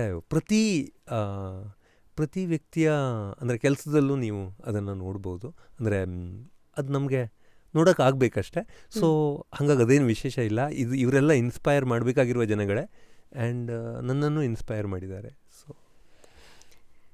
ಪರಮ್ ಸರ್, ನಾನು ಬಿಗ್ ಬಾಸ್ ಸ್ಟೇಜಲ್ಲಿದ್ದಾಗ ಸುದೀಪ್ ಸರ್ ನನಗೊಂದು ಪ್ರಶ್ನೆ ಕೇಳಿದರು, ನಿಮಗೆ ದುಡ್ಡು ಏನು ಅಂತ. ನಾನು ನಿಮಗೆ ಅದನ್ನೇ ಕೇಳ್ತೀನಿ. ಯಾಕೆ ಗೊತ್ತಾ, ಅದು ಏನು ಅಂತ ನೀವು ಆಗಲೇ ನಿಮ್ಮ ನಡೆನೇ ಹೇಳಿಬಿಡಿದೆ. ಅಂದರೆ ಅಷ್ಟೊಂದು successful career in T V, ಅದೆಲ್ಲ ಬಿಕಾಸ್ ಕಂಫರ್ಟ್ ಝೋನ್ ಕೆಲವ್ರಿಗೆ ಬೆಸ್ಟ್ ಫ್ರೆಂಡ್ ಆಗ್ಬೋದು, ಕೆಲವರು comfort zone is the biggest enemy ಆಗ್ಬೋದು. ನಿಮ್ಮ ಆಯ್ಕೆ ನೋಡಿದ್ರೆ ಎಲ್ಲೋ ಒಂದು ಕಡೆ ಅದನ್ನು ಎನಿಮಿಯಾಗೆ ನೋಡಿನೇ ನಿಮ್ಮ ಕತೆ ಹೇಳುವಂಥ ಒಂದು ಆಸೆನ, ಒಂದು ರಿಸ್ಕ್ ಅಂತ ತೊಗೊಂಡು ಒಂದು ಗ್ಯಾಂಬಲ್ ಅಂತ ಇವತ್ತು ನಿಂತಿದ್ದೀರಾ. ಕ್ರಾಸ್ ರೋಡ್ಸು ಅಂತಲೂ ಕರಿಬೇಕಾ ಗೊತ್ತಿಲ್ಲ ನನಗೆ ಅದೇನಂತ. ಸೊ ಈ ಥರ ಸೊ ನಿಮಗೆ ಇವತ್ತು ದುಡ್ಡು ಏನು ಸರ್? ದುಡ್ಡು ತುಂಬ ಅವಶ್ಯಕತೆ ಯಾವತ್ತೂ. ಯಾಕೆಂದರೆ ದುಡ್ಡು ಇರಲಿಲ್ಲ ನನಗೆ ಆರಂಭದ ದಿನಗಳಲ್ಲಿ. ದುಡ್ಡು ತುಂಬ ದೊಡ್ಡ ಅವಶ್ಯಕತೆ ಆಗಿತ್ತು. ದುಡ್ಡು ಬೇಕು ಅಂತ ಅದೇ ಈ ಕತೆ ಹುಟ್ಕೊಂಡಿದ್ದೆ ಕತೆ ಓದೋದಕ್ಕೆ ಬೇಕಾಗಿರುವ ದುಡ್ಡಿನಿಂದಾಗಿ. ಸೊ ದುಡ್ಡು ಮುಖ್ಯನೇ, ಇಲ್ಲ ಅಂತಿಲ್ಲ. ಬಟ್ ದುಡ್ಡನ್ನೇ ಹುಡ್ಕೊಂಡು ಹೋದರೆ ದುಡ್ಡು ಸಿಗಲ್ಲ. ಸೊ ದುಡ್ಡು ಇನ್ಸಿಡೆಂಟಲ್ ಆಗಬೇಕು. ಅಂದರೆ ಏನೋ ನಿಮ್ಮ ಪ್ಯಾಷನನ್ನು, ಅದು ಕತೆ ಹೇಳೋಕ್ಕೆ ಪ್ಯಾಷನ್ ಆಗಬೇಕಾಗಿಲ್ಲ. ಅದು ರೇಡಿಯೋದ ಪ್ಯಾಷನ್ ಇರ್ಬೋದು, ಅಥವಾ ಬರವಣಿಗೆದಿರ್ಬೋದು, ಅಥವಾ ನೀವು ಮಾಡುವ ಕ್ರಿಕೆಟ್ ಆಡೋದು ಇರ್ಬೋದು, ಬ್ಯಾಡ್ಮಿಂಟನ್ ಆಡೋದು ಇರ್ಬೋದು, ಅಥವಾ ನೀವು ಹಾಡುವ ಹಾಡಿಂದಿರ್ಬೋದು, ಅಥವಾ ನುಡಿಸುವ ಸಂಗೀತ ವಾದ್ಯದಿಂದಿರ್ಬೋದು. ಏನೋ ಒಂದು ಪ್ಯಾಷನ್, ನಿಮ್ಮ ಮನಸ್ಸು, ನಿಮ್ಮ ಇಡೀ ಬಾಡಿ, ನಿಮಗೆ ಬೋರ್ ಆಗದೇ ಇರುವ, ಅಂದರೆ ಒಂದು ದಿನವೂ ಇಚ್ಛೆ ಇದು ಯಾಕೆ ಮಾಡ್ತಾ ಇದ್ದೀನಿ ಅಂತ ಅನಿಸದೇ ಇರುವ ಒಂದು ವಿಷಯ ಪ್ರತಿಯೊಬ್ಬನ ಲೈಫಲ್ಲೂ ಇರುತ್ತೆ. ಅದು ಇಲ್ಲ ಅಂತ ಇರುವ ಜಗತ್ತಿನಲ್ಲಿ ವ್ಯಕ್ತಿಯೇ ಇಲ್ಲ. ಸೊ ಅವನು ಅದನ್ನು ಕಂಡುಕೊಂಡು ಅದನ್ನು ತೀವ್ರವಾಗಿ ಪ್ರೀತಿಸಿಬಿಟ್ರೆ ಅದು ಯಾವುದಾದ್ರೂ ಉದ್ಯೋಗ ಇರಲಿ, ಅದು ಟೀ ಮಾಡೋದಿರಲಿ, ಟೀ ಮಾರೋದಿರಲಿ, ಅಥವಾ ಟೀ ಲೋಟ ತೊಳೆಯೋದಿರಲಿ, ಅಂದರೆ ಅದನ್ನು ತೀವ್ರವಾಗಿ ಅನುಭವಿಸ್ಕೊಂಡು ಮಾಡಿದರೆ ಅದು ನಿಮ್ಮನ್ನು ತುಂಬ ಎತ್ತರ ತಗೊಂಡು ಹೋಗುತ್ತೆ. ಯಾಕೆಂದರೆ ಆ ಧ್ಯಾನ ನಿಮ್ಮನ್ನು, ನಿಮ್ಮ ಸ್ಕಿಲ್ಲನ್ನು ಶೈನ್ ಮಾಡೋ ಹಾಗೆ ನೋಡ್ಕೊಳುತ್ತೆ. ಅದೊಂದು ಶ್ರದ್ಧೆ ಇರುತ್ತಲ್ಲ, ಅದನ್ನು ತೀವ್ರವಾಗಿ ಮಾಡುವಾಗ ಯಾವಾಗಲೂ ಶ್ರದ್ಧೆ ಇಲ್ಲದೆ ಮಾಡೋಕ್ಕಾಗಲ್ಲ. ಸೊ ಆ ಶ್ರದ್ಧೆ ಎಲ್ಲೋ ಒಂದು ನಿಮ್ಮನ್ನು ಔಟ್ಸ್ಟ್ಯಾಂಡಿಂಗ್ ಮಾಡುತ್ತದು. ಸೊ ದ ಮೂಮೆಂಟ್ ಯಾರಾದರೂ ಒಬ್ಬರು ಔಟ್ಸ್ಟ್ಯಾಂಡಿಂಗ್ ಆದರೆ ದುಡ್ಡು ತಂತಾನೇ ಬರುತ್ತೆ ಅನ್ನೋದು ನನ್ನ ನಂಬಿಕೆ. ಅಂದರೆ ಅದನ್ನು ನೀವು ಚೇಸೇ ಮಾಡಬಾರ್ದು. ಅದು ಚೇಸ್ ಮಾಡಿದಷ್ಟು ದೂರ ಹೋಗುತ್ತದು, ಆ್ಯಂಡ್ ಅದು ಸರಿಯಾಗಿರುವ ಮಾರ್ಗದಲ್ಲಿ ಬರೋಲ್ಲ. ನೀವು ಅದ್ರ ಬಗ್ಗೆ ಯೋಚನೆ ಮಾಡದಿದ್ರೆ ಅದಕ್ಕೆ ಆಸೆ ನಿಮ್ಮ ಹತ್ರ ಬರೋಕ್ಕೆ. ಸೊ ಶ್ರದ್ಧೆ ಮತ್ತು ಜೀವನ ಪ್ರೀತಿ ಮತ್ತು ನಿಮ್ಮ ಕೆಲಸ, ಅಥವಾ ನೀವು ಮಾಡೋಕ್ಕೆ ಹೊರಟಿರುವ, ಅಥವಾ ನೀವು ಚೇಸ್ ಮಾಡ್ತಾ ಇರುವ ಕನಸನ್ನು ಹುಚ್ಚಿರ್ತರ ಅದರಲ್ಲೇ ಬದುಕ್ಬಿಡಿ. ಆ್ಯಂಡ್ ದುಡ್ಡು ಬಂದಿದ್ದು ಅಥವಾ ಕಳೆದೋಗಿದ್ದು ಏನೂ ಗೊತ್ತಾಗಲ್ಲ ನಿಮಗೆ. You will be very happy. Channel ಅಂತ ಬಂದಾಗ ಇಲ್ಲಿ ಎಷ್ಟೋ ಜನ ಟಿ ವಿ ಆರ್ಟಿಸ್ಟ್ಗಳಾಗಿರಲಿ ಎಲ್ಲರಿಗೂ ನಾವು ಪ್ರಶ್ನೆ ಕೇಳ್ತೀವಿ ಸರ್, ನಿಮ್ಮ ಫಸ್ಟ್ ಪೇಮೆಂಟ್ ಏನು, ಯಾವ್ಯಾವ ಶೋನಲ್ಲಿ ಯಾವ್ಯಾವ ಥರ ದುಡ್ಡು ನೋಡಿದ್ದೀರಾ, ಇದೆಲ್ಲ ಹೇಳ್ತಿದ್ದಂಗೆ ನಿಮ್ಮ ಮುಖದ ಮೇಲೆ ಇರೋ ನಗು ನಿಮಗೆ ಗೊತ್ತಾಗ್ತಾ ಇದೆ ಈ ಹುಡುಗಿ ನೆಕ್ಸ್ಟ್ ಏನು ಪ್ರಶ್ನೆ ಕೇಳ್ತಾಳೆ ಅಂತ. ಅಂದರೆ ಜಸ್ಟು ಜನಗಳ ಕ್ಯೂರಿಯಾಸಿಟಿ ಬರುತ್ತಲ್ಲ. ಯೂಶಲಿ ಒಂದು ಚಾನಲ್ ಹೆಡ್ನ ಸ್ಥಾನದಲ್ಲಿರೋರು ಯಾವ್ಯಾವ ಥರ ದುಡ್ಡು ನೋಡ್ತಾರೆ, ಬೇರೆಯವ್ರಿಗೆ ಅಷ್ಟು ದುಡ್ಡು ಕೊಡೋರು ನೀವು ಯಾವ್ಯಾವ ಥರ ಜಾಗಗಳನ್ನು ನೋಡಿರ್ತೀರಾ ಅಂತ. I you comfortable sharing it any number sir? ಅಂದರೆ ಅದು ಸರಿಯೋ ತಪ್ಪೋ ಗೊತ್ತಿಲ್ಲ, ಯಾಕೆಂದರೆ ಒಂದು ಕಾನ್ಫಿಡೆನ್ಷಿಯಾಲಿಟಿಯ ವಿಷಯವೂ ಇದೆ. ಒಂದು ಕಾನ್ಫಿಡೆನ್ಷಿಯಾಲಿಟಿಯೂ ಇರುತ್ತೆ. ಬಟ್ ಒಂದು ಹೇಳ್ತೀನಿ ನಾನು, ಏನಂದರೆ ನನ್ನ ಮೊದಲನೇ ಗಳಿಕೆ ಬಾಲಮಂಗಳದಲ್ಲಿ ಪ್ರಕಟವಾದ ಒಂದು ಬರಹ, ಮತ್ತು ಮಾಗಡಿ ರಸ್ತೆಯಲ್ಲಿದ್ದ, ಬೆಂಗಳೂರಿನ ಮಾಗಡಿ ರಸ್ತೆಯಲ್ಲಿದ್ದ ಮಂಗಳಂ ಆಫೀಸ್ನಿಂದ ನನ್ನ ಊರು ಯಲ್ಲಾಪುರದ ಚಂದಗುಳಿ ಪೋಸ್ಟ್ ಆಫೀಸಿಗೆ ಬಂದಂಥ ₹5 ಮನಿ ಆರ್ಡರ್. 1991 ಇಸ್ವಿ ಫೆಬ್ರವರಿ 23 ಶುಕ್ರವಾರ ನನ್ನ ನೆನಪಿದೆ. ನಾನು ಅದನ್ನು ಹೋಗಿ ಪೋಸ್ಟ್ ಆಫೀಸಲ್ಲಿ ₹5 ತೊಗೊಂಡೆ. ಅದು ನನ್ನ ಮೊದಲನೇ ಗಳಿಕೆ. ಅದು ನನ್ನ ಬರವಣಿಗೆಗೆ ಬಂದಿದ್ದು ದುಡ್ಡು ಮತ್ತು ನನ್ನ ಜೀವನದ ಮೊದಲನೇ ಗಳಿಕೆ. ಆ್ಯಂಡ್ ಆ ₹5 ನಾನು ಜೋಬಲ್ಲೂ ಇಟ್ಕೊಳ್ಳಿಲ್ಲ. ಅವತ್ತು ಒಂದು 3:30 ಹೊತ್ತಿಗೆ ನಾನು ಯಾವುದೋ ಊರಿಗೆ ಹೋಗಿದ್ದೆ, ವಾಪಸ್ ಬಂದೆ. ನನ್ನ ಆಯಿ ಹೇಳಲು, ಹೀಗೆ ಪೋಸ್ಟ್ಮ್ಯಾನ್ ಬಂದಿದ್ದ, ನಿನಗೆ ಮನಿ ಆರ್ಡ್ರ್ ಬಂದಿದೆ ಅಂತ. ನಾನು ಊಟನೂ ಮಾಡಲಿಲ್ಲ, ಓಡಿದೆ ಪೋಸ್ಟ್ ಆಫೀಸಿಗೆ. ಆ್ಯಂಡ್ ಅದು ಮನೆಯಲ್ಲೇ ಪೋಸ್ಟ್ ಆಫೀಸಲ್ಲಿ. ಸೊ ₹5 ಕೊಟ್ಟ ಅವನು. ಪರವಾಗಿಲ್ಲ, ದುಡ್ಡು ಬಂದುಬಿಟ್ಟಿದೆ ನಿನಗೆ ಅಂತ. ಇನ್ನು ಸ್ಕೂಲಿಗೆ ಹೋಗ್ತಾಯಿದ್ದು ಹುಡುಗ ವಾಪಸ್ಸು ₹5 ಇಟ್ಕೊಂಡು ಆ ದಿನ ಅಂದರೆ ನಾನು ನಿದ್ದೆ ಮಾಡೋವರೆಗೆ ಆ ₹5 ನನ್ನ ಕೈಯಲ್ಲೇ ಇತ್ತು. ಆ್ಯಂಡ್ ತುಂಬಾ ಸಂತೋಷ ಕೊಟ್ಟ 6-8 ಒಂದು ದುಡ್ಡು ಅತಿ ಹೆಚ್ಚು ಸಂತೋಷ ಕೊಟ್ಟದಿದ್ದರೆ ಆ ₹5 ಕೊಟ್ಟಿದೆ. ಓಕೆ, ಸೊ ಆ ₹5 ನನ್ನ ಮೊದಲನೇ ಗಳಿಕೆ. ಅದರ ಮುಂದೆ ನೀವು ನಿಮಗೆ ಬೇಕಾಗಿರುವ ಸೊನ್ನೆಗಳನ್ನು ಸೇರಿಸ್ಕೋಬೋದು. ಸೊ ಅಂದರೆ 5 ಮುಂದೆ ಸೇರ್ಸೋಕ್ಕಾಗಲ್ವೇನೋ, 1 ಮುಂದೆ ನೀವು ಸೊನ್ನೆಗಳನ್ನು ಸೇರಿಸ್ಕೊಂಡು ಹೋಗ್ಬೋದು. ಅದು ನಮ್ಮ ಸಿನಿಮಾದ ಹೆಸರಿನಲ್ಲೇ ಇದೆ. ಅಲ್ಲಿವರೆಗೂ ನೀವು ಗಳಿಸೋಕ್ಕೆ ಸಾಧ್ಯ ಇದೆ, ಅಥವಾ ಆ ಅವಕಾಶ ನಿಮಗಾಗತ್ತೆ. ಆದರೆ ಒಂದು ವಿಚಿತ್ರ ಆಗುತ್ತೆ. ಅದು ಆ ₹5 ನನಗೆ ಆ ₹5 ಬಂದಾಗ ನೋಡಿ, ಅದರ ಡೇಟ್ ನೆನಪಿದೆ ನನಗೆ. ಆದರೆ ಈ 7 ಮತ್ತು 1 ನಂಬರ್ನ ದುಡ್ಡು ಬರುವ ಸಂದರ್ಭದಲ್ಲಿ ನಿಮ್ಮ ಲೈಫಲ್ಲಿ ಅದು ಬಂತು ಅಂತ ಖುಷಿ ಪಡೋಕ್ಕೆ ಸಮಯವೂ ಇರಲ್ಲ ನಿಮಗೆ. ಸೊ ಅದು ಒಂದು ಎಸ್ಪೆಷಲಿ ನಾನು ಮಾಡ್ತಾ ಇದ್ದ ಕೆಲಸಕ್ಕಂತೂ ಹಾಗೆ ಆಗ್ತಾಯಿತ್ತು. ಅಂದರೆ ಯಾರನ್ನಾದರೂ ಹಾಳು ಮಾಡಬೇಕು ಅಂತಿದ್ದರೆ ಅವರನ್ನು ಬಿಸ್ನೆಸ್ ಹೆಡ್ ಮಾಡಿ ಅಂತ ನಂದು ಸೊ ಸಲಹೆ.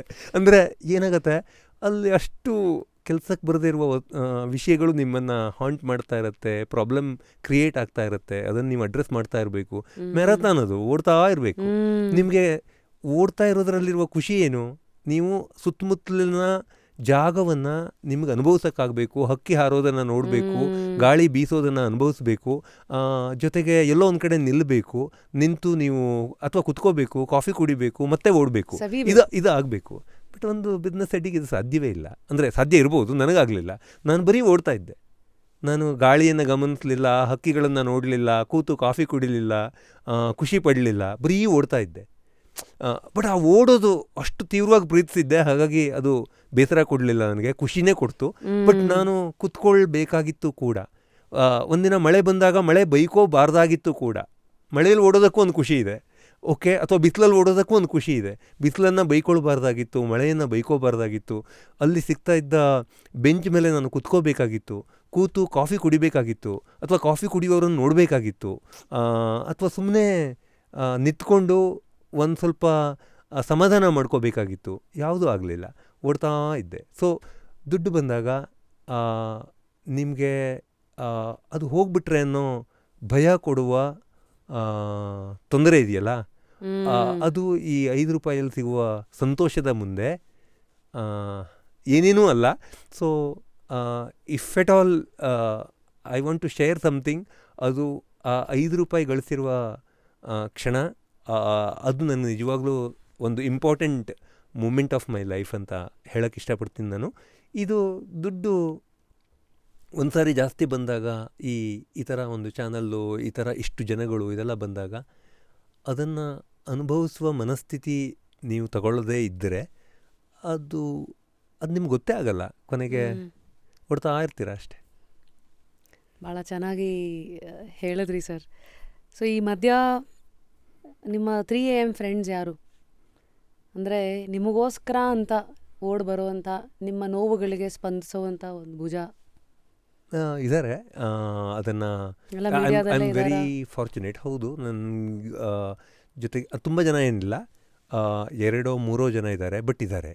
And I am so thankful.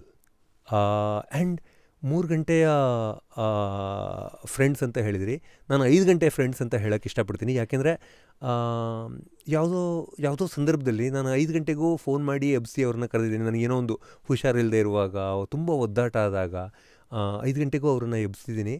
ಎಬ್ಸಿ ಇಲ್ಲ ಹಿಂಗೆ ಆಗ್ತಾಯಿದೆ, ನಾನೇನೋ ಮಾಡಬೇಕು ಅಂತಿದ್ದೀನಿ ಅಂದಾಗ ಅವರು ನನಗೆ ಫೋನ್ ಇಡೋಕ್ಕೆ ಕೊಟ್ಟಿಲ್ಲ, ಡ್ರೈವ್ ಮಾಡಿಕೊಂಡು ಮನೆಗೆ ಬಂದುಬಿಟ್ಟಿದ್ದಾರೆ. ವಿಚ್ ಮೀನ್ಸ್ ವಾಟ್, ಇದನ್ನು ನೋಡೋಕ್ಕೆ ಜನಗಳಿದ್ದಾರೆ, ನನ್ನ ಜೊತೆ ನಿಲ್ಲಕ್ಕೆ ಜನಗಳಿದ್ದಾರೆ. ಸೊ ಅದು ಸಂಖ್ಯೆ ಇಂಪಾರ್ಟೆಂಟ್ ಇಲ್ಲ, ಯಾಕೆಂದರೆ ಅವ್ರು ಇದ್ದಾರೆ ಅನ್ನೋದು ಭಾಳ ಮುಖ್ಯ ಆಗುತ್ತೆ. And I am thankful. ಈ ಲೈಫಿಗೆ ಹೀಗೆ ಕೊಟ್ಟಿದ್ದಾರೆ ದೇವರು, ಇದನ್ನೆಲ್ಲ ಕೊಟ್ಟಿದ್ದಾನೆ, ಜೀವನ ಇದೆಲ್ಲ ಕೊಟ್ಟಿದೆ, ವಿಚ್ ಈಸ್ ಸೋ ಬ್ಯೂಟಿಫುಲ್. 5 ಗಂಟೆಗೆ ಯಾರನ್ನಾದರೂ ಎಬ್ಬಿಸ್ಬೋದು ಮತ್ತು ಅವರು ಬೇಜಾರು ಮಾಡದೇ ಬರ್ತಾರೆ ಅನ್ನೋದು, ಅದಕ್ಕಿಂತ ದೊಡ್ಡ ಕೋಟಿ ಇನ್ಯಾವುದೂ ಇಲ್ಲ. ಸೊ 100% ನಾನು ಅದನ್ನು ಹೇಳ್ತಿದ್ದೆ. ಸೊ ಸರ್, ನಿಮ್ಮ ಲೈಫಲ್ಲಿ 3 ಜನ ಸ್ನೇಹಿತರಿದ್ದಾರೆ ಅಂದರೆ ನೀವು ಅತಿ ಶ್ರೀಮಂತ ಅಂತ. ಅಂದರೆ ನೀವು ಕರೆದಾಗ ನಿಮಗೆ ಪ್ರೋತ್ಸಾಹಿಸಿ, ನಿಮಗೆ ಬೆನ್ತಟ್ಟಿ, ನಿಮ್ಮ ದುಃಖಗಳಿಗೆ ನಿಮ್ಮನ್ನು ಜಡ್ಜ್ ಮಾಡದೆ ಇಷ್ಟು ಮಾಡೋಕ್ಕೂ ಒಂದಷ್ಟು, ಅದಕ್ಕೇನೋ ಏಲ್ ಅಂತಾರೆ, ನೀವು ಎಲ್ಲದಕ್ಕೂ ಅಕ್ನಾಲೇಜ್ ಮಾಡಿ ನಿಮಗೆ ಪ್ರೋತ್ಸಾಹ ಕೊಟ್ಟು ಈ ಥರ ಏನೋ ಒಂದು ಫಾರ್ಮುಲಾ ಅಂತ. ಸೊ ಐ ಥಿಂಕ್ ನೀವು ಶ್ರೀಮಂತಾನೆ, ಅಲ್ಲೂ ನೀವು ಕೋಟಿಯನ್ನೇ ಗಳಿಸಿದ್ದೀರಾ ಅಂತ. ಯಾವತ್ತೂ ಬಡವಾಗಿರಲಿಲ್ಲ. 5 ರೂಪಾಯಿ ಬರೋ ಮೊದಲು ಬಡವಾಗಿರಲಿಲ್ಲ ನಾನು. ಸೊ ಅದು ಯಾಕೆಂದರೆ ಜೀವನ ನೋಡೋ ರೀತಿ ಅನ್ಸತ್ತದು. ನೀವು ಎಲ್ಲದರಲ್ಲೂ ಒಳ್ಳೇದನ್ನೇ ನೋಡಿದ್ರೆ ನಿಮ್ಗೆಲ್ಲಾನು ಶ್ರೀಮಂತಿಕೆಯಲ್ಲೇ ನೋಡ್ತಿರ್ತೀರ, ಎಲ್ಲದರಲ್ಲೂ ಕೊಂಕನ್ನೇ ಹುಡುಕಿದ್ರೆ ಅಲ್ಲೂ ಬಡತನನೇ ಕಾಣಿಸ್ತಾ ಇರತ್ತೇನೋ ಅಂತ. ಸೊ ಒಂದು ನನ್ನನ್ನು ಇತ್ತೀಚೆಗೆ ಕಾಡುವಂಥ ಇದು ಈ ಒಂಟಿತನ. ಬಿಲ್ ಗೇಟ್ಸ್ ಇಂಥ ದೊಡ್ಡ ದೊಡ್ಡ ಮಹಾ ಹೆಸರುಗಳೆಲ್ಲ ಬಂದಾಗ ಜನ ತಿರುಗಿ ನೋಡ್ತಾರೆ. ಯಾವುದೋ ಪುಸ್ತಕದಲ್ಲಿ ಓದ್ತಾ ಇದೆ ಸರ್, ಅವರು ವಾರಕ್ಕೆ 1-2 ದಿನ ಇಡೀ ಪ್ರಪಂಚದಿಂದ ಕಟ್ ಆಫ್ ಮಾಡಿ ಅವ್ರು ಒಬ್ಬರೇ ಎಲ್ಲೋ ರೂಮಲ್ಲಿ ಹೋಗಿ ಕೂತ್ಕೊಳ್ಳೋದು. ಸಾಲಿಡ್ಯಾರಿಟಿ ಅಂತ ಏನು ಮಾತಾಡ್ತೀವಿ ನಮ್ಮಲ್ಲಿ ಯೂಶಲಿ ಒಂಟಿತನನ ಒಂಥರ ಭಾಳ ಕೆಡದಾಗಿ ನೋಡ್ತಾರೆ. ಅಯ್ಯೋ ನೋಡೋ ಒಂಟಿ ಅಥವಾ ಒಂಟಿಯಾ ಅಂತ. ಸೊ ನಿಮಗೆ ಒಂಟಿತನ ಮತ್ತು ಸೈಲೆನ್ಸ್ ಏನು ಮಾಡುತ್ತೆ ನಿಮಗೆ, ನಿಮ್ಮನ್ನು ಒಂದು ವ್ಯಕ್ತಿತ್ವವಾಗಿ? ಇದು ತುಂಬ ಇಷ್ಟ ನನಗೆ. ಅದಕ್ಕೆ ನಾನು ಹೇಳಿದೆ ಅಂದರೆ ನಾನು ನನ್ನ ಜೊತೆ ಇರೋಕ್ಕಾಗಬೇಕು. ನನಗೆ ನನ್ನ ಜೊತೆ ಮಾತ್ರ ಇರೋಕ್ಕಾಗಲ್ಲ ಅಂದರೆ ನಾನು ಬ್ಯಾಡ್ ಕಂಪನಿಯಲ್ಲಿದ್ದೀನಿ ಅಂತ ಅರ್ಥ ಆಗುತ್ತೆ. So I should be in a good company means so ನಾನು ಅದು ಆಗಲೇಬೇಕು. ಸೊ ನನಗೆ ಯಾವತ್ತೂ ಅದು ಅಷ್ಟು ದೊಡ್ಡ ಸವಾಲಾಗಿ ಕಾಣಿಸಿಲ್ಲ. ಅಂದರೆ ನನಗೆ ಆ್ಯಕ್ಚುಲಿ ಇಷ್ಟ ಒಬ್ಬನೇ ಇರೋಕ್ಕೆ.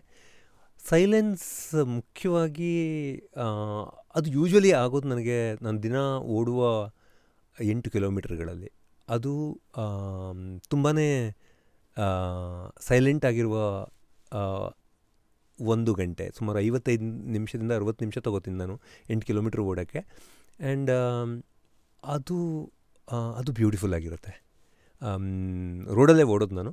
ಬಟ್ ಎಲ್ಲ ಕಾಣಿಸ್ತಾ ಇರುತ್ತೆ, ಬಟ್ ಏನೂ ಕಾಣಿಸಲ್ಲ ನನಗೆ. ತುಂಬ ಗದ್ದಲ ಇರುತ್ತೆ, ಏನೂ ಕೇಳಿಸಲ್ಲ ನನಗೆ. ಸೊ ಅದೊಂಥರ ಭಾಳ ಬ್ಯೂಟಿಫುಲ್ ಆಗಿರುವ 60 ನಿಮಿಷಗಳು, 55ರಿಂದ 60 ನಿಮಿಷಗಳು. ಆ್ಯಂಡ್ ಓಡ್ತಾ ಓಡ್ತಾ ನಿಮ್ಮ ಯೋಚನೆ ನಿಮ್ಮ ಜೊತೆ ಇರುತ್ತೆ. ನೀವು ಏನು ಬೇಕಾದರೂ ಯೋಚನೆ ಮಾಡ್ಬೋದು, ಎಷ್ಟು ಆರಾಮಾಗೂ ಇರಬಹುದು. ಸೊ ಯಾವತ್ತೂ ಸೈಲೆನ್ಸ್ ನನ್ನನ್ನು ಹೆದರಿಸಿಲ್ಲ. ಆ್ಯಕ್ಚುಲಿ ಸೈಲೆನ್ಸ್ ಖುಷಿ ಕೊಟ್ಟಿದೆ ನನಗೆ ಯಾವತ್ತೂ. ಒಂಟಿತನ ಯಾವತ್ತೂ ಹೆದರಿಸಿಲ್ಲ. ಅದು ಎಲ್ಲರೂ ಒಂಟಿನೇ ಅಂತ ಆಳದಲ್ಲಿ ಪ್ರತಿ ಮನುಷ್ಯನೂ ಒಬ್ಬನೇ. ಸೊ ಒಬ್ಬನೇ. So I think it's very beautiful. Nice. Lastly ನಿಮ್ಮ ನಂಬಿಕೆಗಳು ಅಬೌಟ್ ದೇವರು. ಬಿಕಾಸ್ ದೇವರ ಹಿಂಗಂದರೆ ಒಬ್ಬೊಬ್ರಿಗೆ ಒಂದೊಂದು ಥರ. ಕೆಲವರು ಕಷ್ಟ ಬಂದಾಗ ದೇವರ ಇಂಪಾರ್ಟೆನ್ಸ್ ಗೊತ್ತಾಗ್ಬೋದು. ನಾನಂತೂ ನಮ್ಮ ತಾಯಿನ ಕಳ್ಕೊಂಡಾಗ ತುಂಬ ನೀನು ಇದೆಯಾ ಹಂಗೆ ಹಿಂಗೆ ಅಂತೆಲ್ಲ ಫುಲ್ ರೆಬೆಲ್ ಆಗಿದ್ದು ಉಂಟು. ಸ್ವಲ್ಪ ವರ್ಷಗಳಾದಮೇಲೆ ಸ್ವಲ್ಪ ದೋಸೆ ತವ ತಣ್ಣಗಾದಮೇಲೆ ಸ್ವಲ್ಪ ಕಾಣುತ್ತೆ ನೋಡಿ. ಆ ಥರ ನನ್ನ ನಂಬಿಕೆಗಳು ಬದಲಾಗ್ತಾನೆ ಹೋಗ್ತಾ ಇದೆ. ಆ್ಯಂಡ್ ಇವತ್ತು ನಾನು ನಂಬೋದು ನನ್ನ ಕೆಲಸ ಮತ್ತು ನನ್ನ ಆಲೋಚನೆಗಳು ಇದು ಕರೆಕ್ಟಾಗಿದ್ದರೆ ಓಕೆ, ಮೇ ಬಿ ಕೆಲವುದು ನಮಗೆ ಅರ್ಥ ಆಗದೆ ಇರೋದು ಜೊತೆಗೆ ಬರುತ್ತೆ ಅನ್ನೋ ಒಂದು ನಂಬಿಕೆಗೆ ಇವತ್ತು ನಿಂತಿದ್ದೀನಿ. ನೀವು ಭಾಳ ಬೇರೆ ಬೇರೆ ಥರ ಜೀವನ ನೋಡ್ಕೊಂಡು ಬಂದಿದ್ದೀರಾ. ನಿಮ್ಮ ನಂಬಿಕೆಗಳೇನು?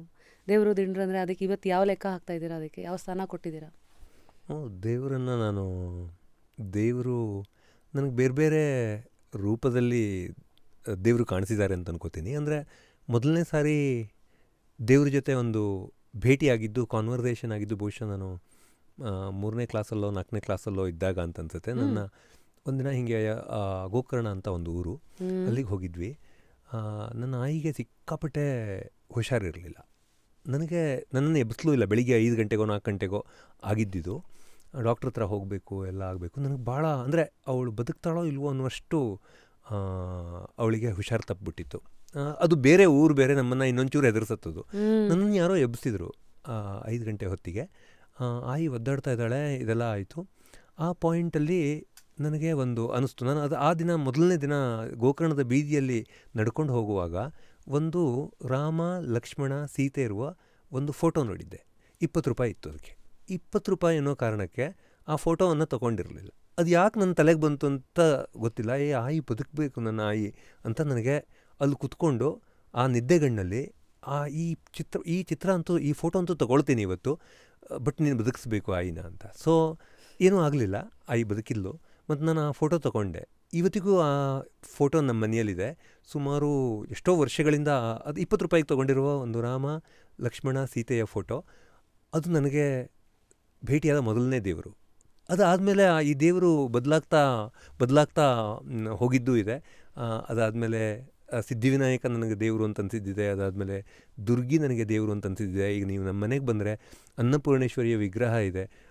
ಒಂದಿನವೂ ನನಗೆ ಊಟ ಕಮ್ಮಿ ಆಗಿಲ್ಲ, ಅದಕ್ಕೆ ಅವಳು ಕಾರಣ ಅಂತ ಅನಿಸುತ್ತೆ. ಹೀಗೆ ದೇವರುಗಳ ರೂಪ ಬದಲಾಗಿದೆ, ಹೆಸರು ಬದಲಾಗಿದೆ. ಅದೇ ಥರ ದೇವರು ಕೆಲಸದಲ್ಲಿ ದೇವರು ಕಾಣಿಸ್ತಾರೆ, ನನಗೆ ಟೀ ತಂದು ಕೊಡುವ ಹುಡುಗನಲ್ಲಿ ದೇವರು ಕಾಣಿಸ್ತಾರೆ, ಅವನ ರೂಪ ಬೇರೆ ಬೇರೆ. ಸೊ ಇದ್ದಾನೆ ರಶ್ಮಿ, ಗ್ಯಾರಂಟಿ ಇದ್ದಾನೆ ದೇವರು.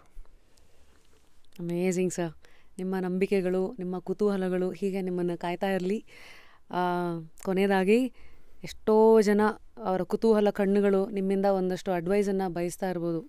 ಯಾಕೆಂದರೆ SSLCನಲ್ಲಿ ಸೆಕೆಂಡ್ ಹೈಯೆಸ್ಟ್ ಸ್ಕೋರನ್ನು ತೊಗೊಂಡಂಥ ಒಬ್ಬ ವಿದ್ಯಾರ್ಥಿ, 9 ಎಕರೆ ಹೊಲ ಗದ್ದೆ ನೋಡ್ಕೊತ 9ನೇ ಕ್ಲಾಸ್ನಲ್ಲಿ ಕನಸುಗಳನ್ನು ಕಂಡಂಥ ಒಬ್ಬ ವ್ಯಕ್ತಿ ಮುಂದೆ ಬೆಂಗಳೂರಿಗೆ ಆ ಒಂದಷ್ಟು ಅನ್ಸರ್ಟನಿಟೀಸ್ಗಳ ಜೊತೆಗೆ ಬಂದು ಮುಂದೆ ಅವ್ರದ್ದೇ ಆದಂಥ ಹೆಸರು, ಬೇರೆಯವ್ರಿಗೆ ಹೆಸರು ಮಾಡಿಕೊಡೋ ಅಂಥ ಒಂದು ಶಕ್ತಿ, ಇದೆಲ್ಲ ಪಡೆದ ಯುಕ್ತಿ ಈ ಒಂದು ಜರ್ನಿನಲ್ಲಿ.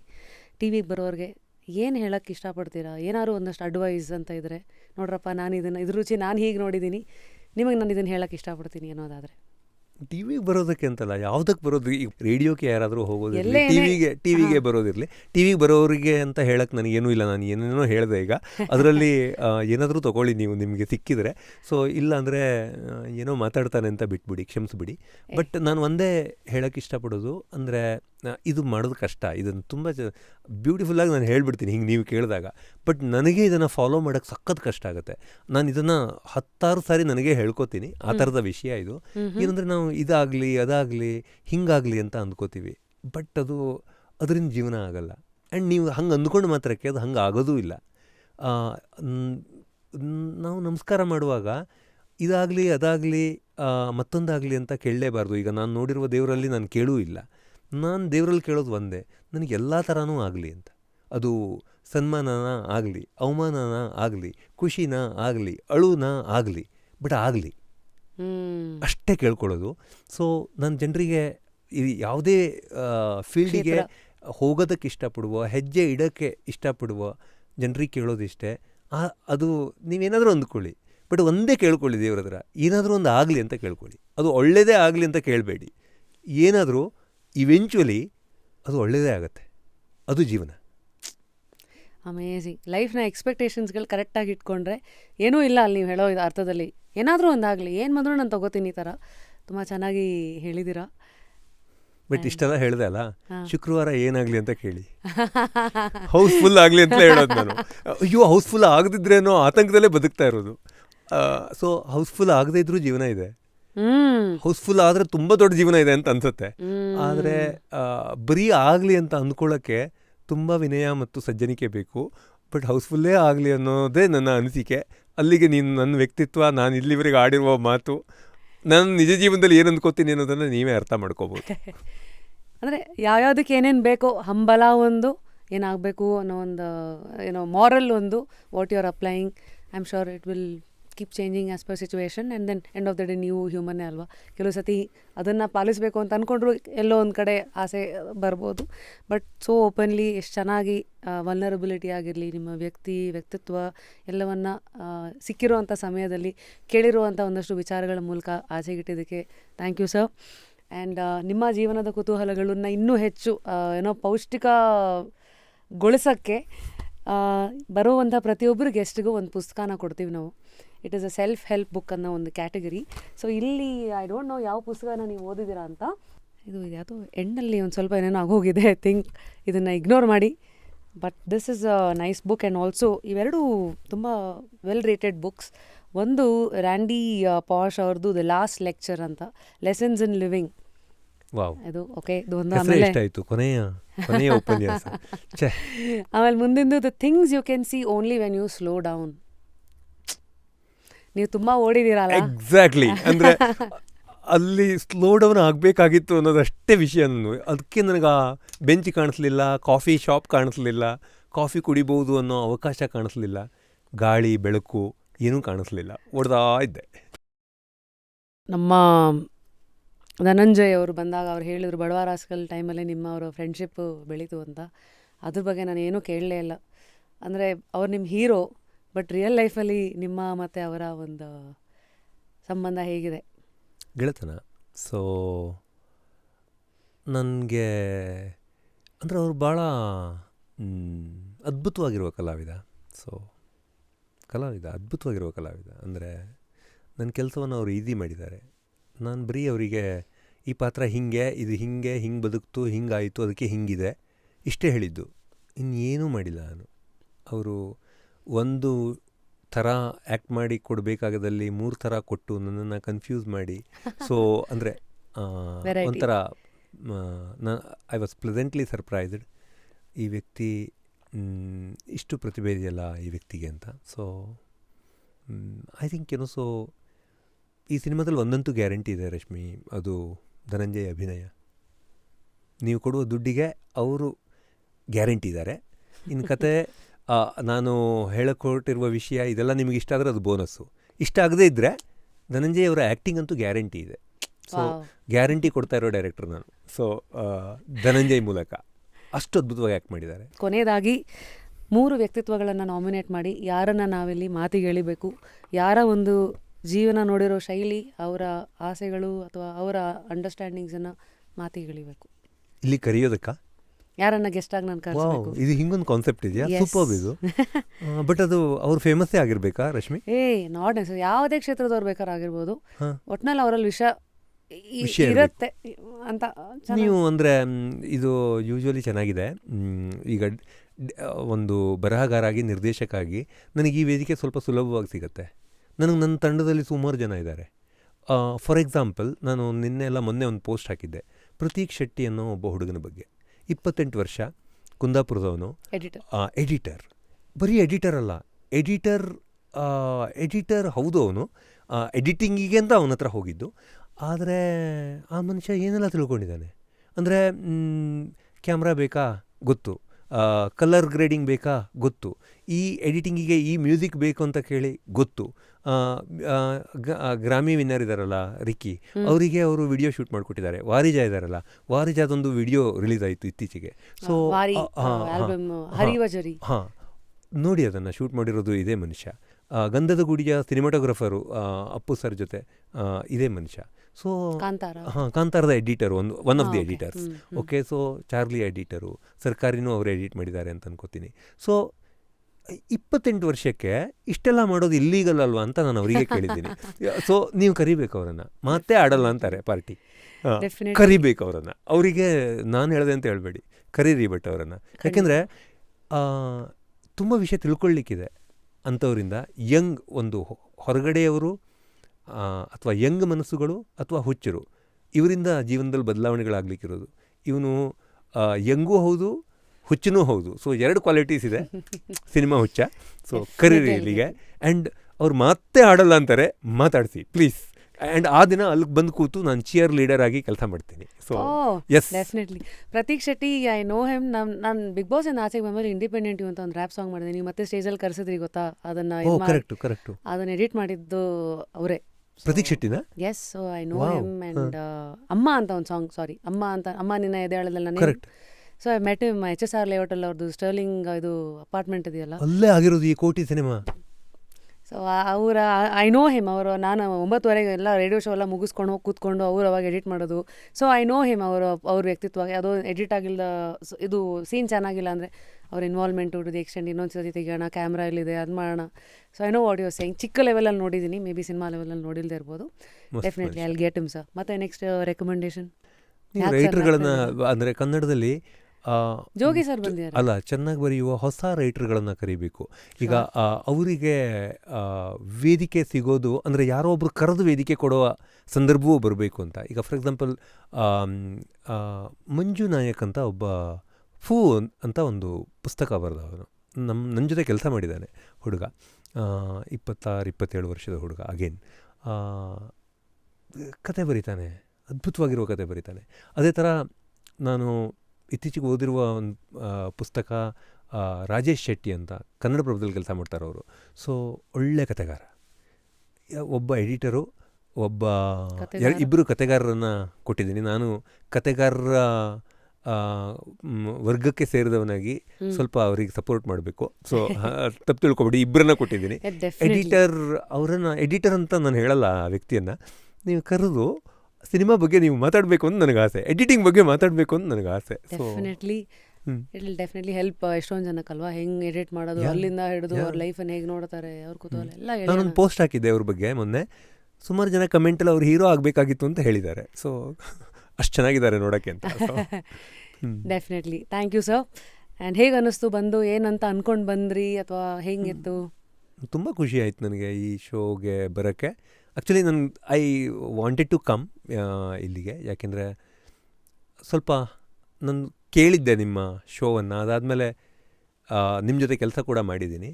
ಅದಾಗಿ ಈಗ ಈ ಶೋಗೆ ಈ ಥರ ಬಂದು ನಿಮ್ಮ ಜೊತೆ ಹರಟೆ ಹೊಡೆಯೋದು ಒಂಥರ ಲೈಫ್ ಒಂದು ಫುಲ್ ಸರ್ಕಲ್ ಥರ ಫೀಲ್ ಆಯಿತು. ಅದು ಒಂದೇ ಫೀಲಿಂಗಿಗೆ ಇಲ್ಲಿಗೆ ಬರಲೇಬೇಕು ಅಂತ ಅನಿಸ್ತು. I am super happy.